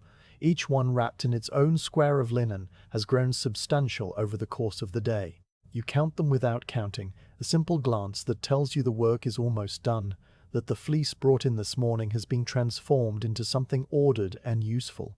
A quiet feeling settles over you, not of tiredness, but of completion approaching, a natural closing of the circle that began in the first pale light of dawn. You sit for a moment longer, the hand comb in your lap, and you listen to the cottage settling around you, the soft tick of cooling metal from the chimney hood and the low, steady breathing of the fire. Then you rise from the stool, your knees making their familiar small pop, and you cross to the basket to gather the very last of the raw wool. The locks that remain are the ones that have lain at the bottom all day, slightly compressed by the weight of their companions, and they are a little flatter and a little cooler than the fleece you handled earlier. You lift them out with both hands and spread them on the linen cloth, where the last light of the day touches them with a faint, silvery gleam. There are perhaps 6 locks in total. 2 of them are soft, creamy white, 3 a gentle grey, and 1 a pale brown with tips bleached almost to gold, a final small variation in the long tapestry of the fleece. You sort them with the same care you gave the first locks of the morning, teasing apart the fibres where they have matted slightly, removing a dry bit of grass stem and a tiny burr that has clung to the wool all the way from the marsh pasture. Nothing is rushed. Each lock receives its due attention, because the final work of the day deserves the same respect as the first. With the last fleece sorted and laid ready, you turn to the hearth and the combs. The fixed comb still rests in its bracket, clean from the last round of drawing, and the hand comb lies on the stone slab near the fire, its teeth pointing away from the embers and its wooden stock warm to the touch. You lift the fixed comb from the bracket and carry it to the fire, laying it beside its partner so that both may absorb a final dose of heat. The flames are low now, the log you added earlier reduced to a glowing ash-coated mass, and you use the poker to push the embers together and place a single thin stick of beech across them. The stick catches quickly, burning with a bright clear flame that sends a wash of warmth over the combs, and you watch as the familiar bloom of discoloration travels along the iron teeth, pale straw darkening to soft blue-grey. The room grows a little brighter with the new flame, the shadows retreating briefly before settling back into their corners. You take the iron pot of grease and remove its lid, finding the contents now very soft and almost liquid from the hours spent near the hearth. The scent of butter and mutton fat rises faintly, a homely smell that has become part of the day's fabric, and you dip your fingers into the pot, coating them with a thin, glistening film. The fixed comb is greased first, each tooth stroked from base to tip with the same patient, methodical motion you have used every time, the warm metal accepting the lubricant and shining with a dull, oily luster. The hand comb receives a lighter touch, just enough to ease the passage of the fibres, and then you fit the fixed comb back into its bracket and carry the hand comb to the post. The evening has drawn closer while you worked, the light now definitely fading, and the fire has become the main source of illumination in the cottage, its glow dancing on the walls and ceiling, and reflecting in the greased teeth of the combs. You load the fixed comb for the last time, taking up each lock of the sorted wool and pressing it gently onto the teeth. The fibres catch and hold, the familiar soft scratching sound reaching your ears as you work your way across the comb from left to right. The loading is a little thinner this time because there is less wool to work with, but you spread the locks evenly so that the comb is covered with a uniform, if sparse, curtain of pale and grey strands. The last lock, the pale brown one with the golden tips, you place in the centre, a small mark of distinction that only you will notice. You smooth the loaded wool with your palm, feeling the springy give of the fibres, and then you lift the hand comb and hold it poised, ready to begin the final combing of the day. The first stroke is gentle, engaging only the outermost tips, and the hand comb moves downward with a soft whispering hiss that seems louder in the quiet of the evening room. The resistance is light, the fibres still fresh and full of their natural crimp, and your arm moves through the familiar arc with an ease that has become second nature. You complete the stroke, lift the comb, and clean its teeth with the wooden pick, the noils coming away in a small grey tuft that you drop into the wastebasket. Then you lower the comb again, the second stroke penetrating a little deeper, and the rhythm re-establishes itself for this final, brief session. There is a gentleness to your movements now, a sense of valediction, as though you are saying a quiet goodbye to the wool that has occupied your hands and your mind since the early morning. The combing proceeds as it has all day, stroke following stroke in a slow, steady cadence, but now the light continues to fade with each passing minute, and the fire grows ever more important. Its glow catches the fibres on the comb, making them shine with a soft, pearly light that seems almost to come from within, and the shadows of your hands move across the wall in a slow, silent dance. You notice these things without focusing on them, your attention absorbed in the feel of the comb, the sound of the wool, the slight adjustments your fingers make to keep the strokes even. The tangled locks relax and straighten under the repeated persuasion of the teeth, the crimp smoothing out, the fibres aligning themselves into a final orderly sheet that hangs from the fixed comb like a fall of silvery water. When the combing is finished, you set the hand comb down and pause, listening. Outside, the village has grown very quiet, quieter than at any other time of the day.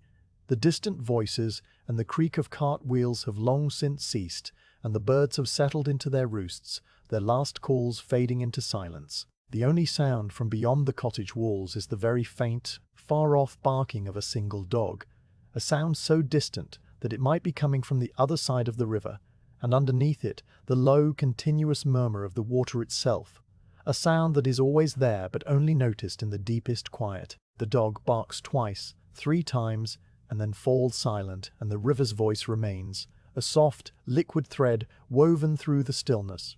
You return your attention to the fixed comb and the wool that waits there, combed and ready for the last drawing of the day. The evening light is now so dim that the window is merely a pale grey square in the darker wall, and the fire's light is the true illumination of the room, casting everything in a warm, flickering glow. You step closer to the comb and rest your left hand on the wool just above the teeth, feeling the residual warmth and the smooth, parallel texture of the fibres. Your right hand gathers the free ends, and you begin to draw, pulling slowly and steadily, the long fibres sliding from the teeth with tiny, silent releases.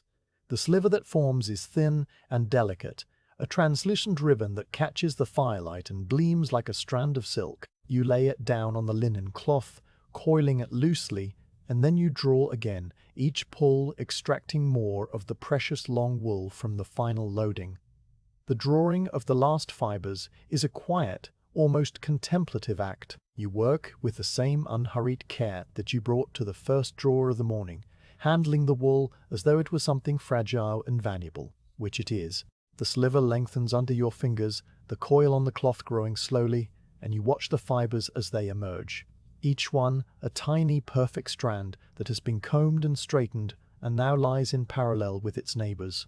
The colour of this last sliver is a blend of the final locks, a soft, muted mixture of cream and grey, and a hint of golden brown that gives it a warmth the earlier coils lacked. You draw until the fixed comb holds only the short, unusable noils, and then you stop, holding the last inch of sliver between your fingers and looking at it in the firelight. It is beautiful in its plainness, a simple ribbon of wool that contains within it the memory of the whole day's labor. You lay the final sliver in the center of its coil and fold the linen cloth over it, wrapping it as you have wrapped the others, a neat bundle that will join its fellows on the shelf. Then you stand and stretch, reaching your arms up toward the dark rafters and feeling the long muscles of your back and shoulders lengthen and release. A deep breath fills your lungs with the warm, smoky air, and you let it out slowly, a soft sigh that is not weariness but satisfaction. The day's work is done. The fleece that was raw and tangled is now ordered and clean, transformed into coils of worsted sliver, ready for the spinner's hands. The cottage around you is dim and quiet, the fire the only bright spot in the room, and you stand for a moment, letting the stillness wash over you. Now there are the final tasks, the small deliberate actions that will close the day and leave the cottage tidy for the morning. You begin by cleaning the combs, lifting the fixed comb from its bracket and carrying it close to the fire where you can see. The wooden pick moves between the teeth, lifting away the noils that cling there, the short, tangled fibres coming away in soft grey clumps that you drop into the wastebasket. The hand comb is cleaned next, its teeth requiring a little more attention because the noils have worked themselves deeper during the final combing. You use the pick and then the bristle brush, working the stiff bristles between each pair of tines until every trace of wool is gone and the iron shines with a clean, silvery light under the residual oil. The wastebasket is full now, a soft mound of short fibres and vegetable matter, and you carry it to the larger sack in the corner and empty it, patting the basket to free the last clinging wisps. With the combs clean, you take a moment to oil them lightly against rust, dipping a clean corner of a rag into the grease pot and wiping a thin film along each tooth and across the iron parts of the stocks. The oil glistens in the firelight, a protective coating that will keep the metal sound through the damp Norfolk nights. Then you set the combs in their resting place against the wall, leaning them upright side by side where they will wait patiently for the next day's work. The bracket on the post stands empty, a simple iron shape that catches the fire's glow, and the stool is pushed neatly under the post, out of the way. You gather the small scraps of unused wool that remain on the linen cloth, the few bits that were too short or too coarse for the sliver, and you tie them into a bundle with a length of twine. This bundle will go into the sack with the other waste, to be carded and spun into a different kind of thread, and you set it aside near the door so that you will remember it in the morning. The iron pot of grease is covered and placed back in its spot on the floor, its lid pressed down firmly, and the clay jug and wooden cup are rinsed with a splash of water and set upright on the shelf. The wooden bowl is emptied of the water you used to rinse your hands and wiped dry with a rag, then turned upside down to keep out dust. Each small action is a kind of ceremony, a gentle putting to rest of the tools and materials that have served you through the day. You take the broom from its corner, a bundle of twigs bound to a long stick, and you sweep the floor slowly and carefully, gathering the stray fibres, the bits of ash, and the dust that has settled during the hours of work. The broom makes a soft, rhythmic swishing sound against the packed earth, and the debris collects in a small pile near the hearth. You scoop it up with a flat piece of wood and toss it into the fire where it flares briefly and then disappears, consumed by the flames. The floor is clean now, the linen cloths folded and put away, the shelf neat with its row of wrapped slivers, the tools in their places. The cottage has the air of a room that has been well used and well cared for, a space that holds the quiet residue of a day spent in steady, peaceful labor. The fire has burned low again, and you bank it for the night, using the poker to push the embers together and cover them with a thick layer of ash. The ash will hold the warmth until morning, when you will coax the flames back to life and begin the cycle anew. The last visible ember glows a deep ruby red beneath its grey blanket, a single point of light in the darkening room, and you watch it for a moment, feeling the deep, quiet satisfaction of a day completed. The dog barks far away once more, a single distant note that hangs in the air and then fades, and the river's murmur continues, low and constant. A sound that has been there all along, older than the village, older than the craft. You walk to the door and open it a crack, looking out at the darkening lane. The sky is a deep, soft blue. the first stars beginning to appear, and the thatched roofs of the village are silhouetted against it, dark shapes against a darker sky. The air is cool and fresh, smelling of damp earth and grass, and you breathe it in, feeling the day's warmth leave your skin. Then you close the door and latch it, the soft thud sealing you into the quiet, firelit room. The Woolcomber's day is over, and all that remains is the slow, gentle descent into sleep. The long fibres you have drawn resting in their linen wrappings, the combs leaning against the wall, the fire sleeping under its blanket of ash, and you, standing in the centre of the room, feeling the peace of a world put in order.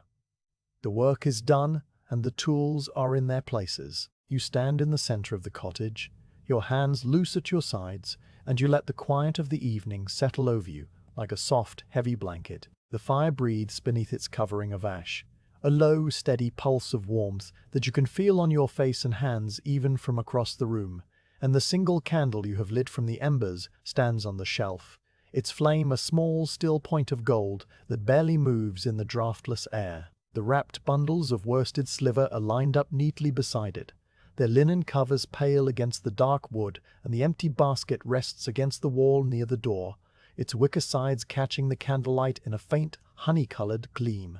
The cottage has become a different place at this hour, smaller and more intimate, the day's wide brightness contracted to this single pool of light and warmth. You cross to the shelf and lift one of the bundles, the first one you wrapped this morning, and you hold it in your hands for a moment. The linen is cool and smooth, the sliver inside giving slightly under the pressure of your fingers, and you can feel the subtle, springy resistance of the long fibres you drew so carefully from the combs.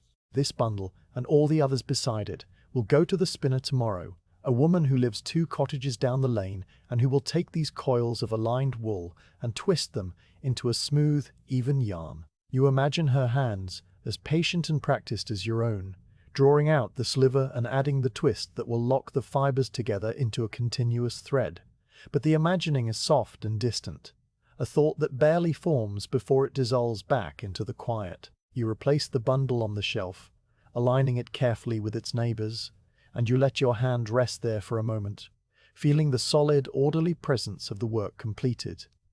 The fire needs one last small attention before you leave it for the night. You kneel on the hearthstone, the warmth of it soaking through the cloth of your breeches, and you take up the poker. The mound of ash you shaped earlier has settled, a few tiny cracks appearing on its surface where the heap beneath is pushed upward, and through these cracks you can see the faint, deep glow of the embers, still alive at the heart. You gather a little more ash from the edges of the hearth, using the poker to draw it over the mound, patting it down with the flat of the blade until the surface is smooth and unbroken.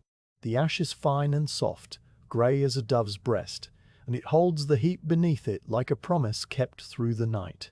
A last, thin wisp of smoke rises from the centre of the mound, curling upward into the chimney hood and vanishing into the dark, and then the hearth is still. You set the poker in its place against the stone and rise, your knees making a soft sound that seems loud in the silence. The candle on the shelf has burned down a little, its flame now a fraction shorter, and the shadows in the corners of the room have grown a shade deeper. You walk to the low wooden bed against the wall, the one you passed in the first grey light of dawn, and you sit down on its edge. The straw pallet rustles beneath you, a dry, whispery sound that is one of the oldest sounds in the world, and you feel the slight give of the packed straw as it moulds itself to your weight. The woolen blanket that covers the pallet is rough and warm, woven from the coarser yarn that the short fibres and noils become after carding, and it smells faintly of sheep and of the dried lavender that has been tucked among its folds. You remove your shoes, setting them side by side on the floor beside the bed, and you flex your toes against the cool, packed earth. The skin of your feet is warm from the day's work, and the earth feels pleasant, solid, and reassuring. Your hands, when you look at them in the candlelight, still carry a faint sheen of lanolin in the lines of the palms, a reminder of the wool that has passed through them, and you rub them together slowly, feeling the slight, silky slip of the residual grease. The sensation is familiar and comforting, the mark of your craft worn quietly on your skin, and you make no move to wash it away entirely, for it will protect your hands through the night and into the next day's labour. You pour a little water from the clay jug into the wooden bowl, just enough to cover the bottom, and you dip your fingers, rubbing them together to loosen the last of the day's grime. The water is cool, and it darkens slightly as the lanolin and the fine dust of wool lift from your skin. You wipe your hands on the cloth at your belt, a slow, thorough drying that leaves them clean and dry, and then you empty the bowl into the bucket near the door, the water splashing softly against the wooden sides. The clay jug you set back on the shelf, its weight now light, and you make a mental note to refill it from the well in the morning. A simple task that will begin the new day. The candle flame flickers once, a brief, sudden movement that makes the shadows jump, and then it steadies again. You stand beside the shelf and look around the room, your eyes moving slowly from one familiar shape to the next. The two combs lean against the wall, their teeth dark against the pale daub, and the iron bracket on the post catches a glint of candlelight. The stool is tucked under the post, the linen cloths folded on its seat, and the basket of waste wool sits near the door, its contents soft and grey in the dimness. The herbs hanging from the rafter are barely visible now, dark shapes against the darker ceiling, and their scent is fainter than it was, fading into the general smell of wood smoke and wool and earth. Everything is orderly, everything is still, and the room seems to breathe with you, a slow shared rhythm of rest. You think briefly of the day that has passed, not as a sequence of events, but as a single continuous experience, a long, slow river of quiet labor that carried you from the first pale light of dawn to this moment of candle-lit stillness. The kindling of the fire seems very far away now, a memory from another world, though it was only this morning. The sorting of the fleece, the warming of the combs, the greasing of the teeth, the loading and the combing and the drawing, all of it blurs together into a gentle, seamless whole. You remember individual moments without effort, the feel of a particular lock of wool, the sound of the hand comb sliding through the fibres, the sight of the first sliver coiling onto the linen cloth. But these memories are soft and unfocused, like the images in a dream that is already fading. They carry no weight, no urgency, only a quiet, abiding satisfaction that has settled deep into your bones. The village outside the cottage has fallen into its own deep silence, the kind of silence that comes only in the small hours of the night. The distant dog has ceased its barking. The river's murmur is so constant that it has become indistinguishable from the silence itself, and no wind stirs the thatch or rattles the oiled window. The world beyond the walls might as well not exist. There is only this room, this fire, this bed, and the slow, heavy pull of sleep that is beginning to make itself felt in your limbs. You yawn once, a deep, slow yawn that stretches your jaw and fills your lungs with the warm, smoky air, and you feel the day's last tension leave your shoulders.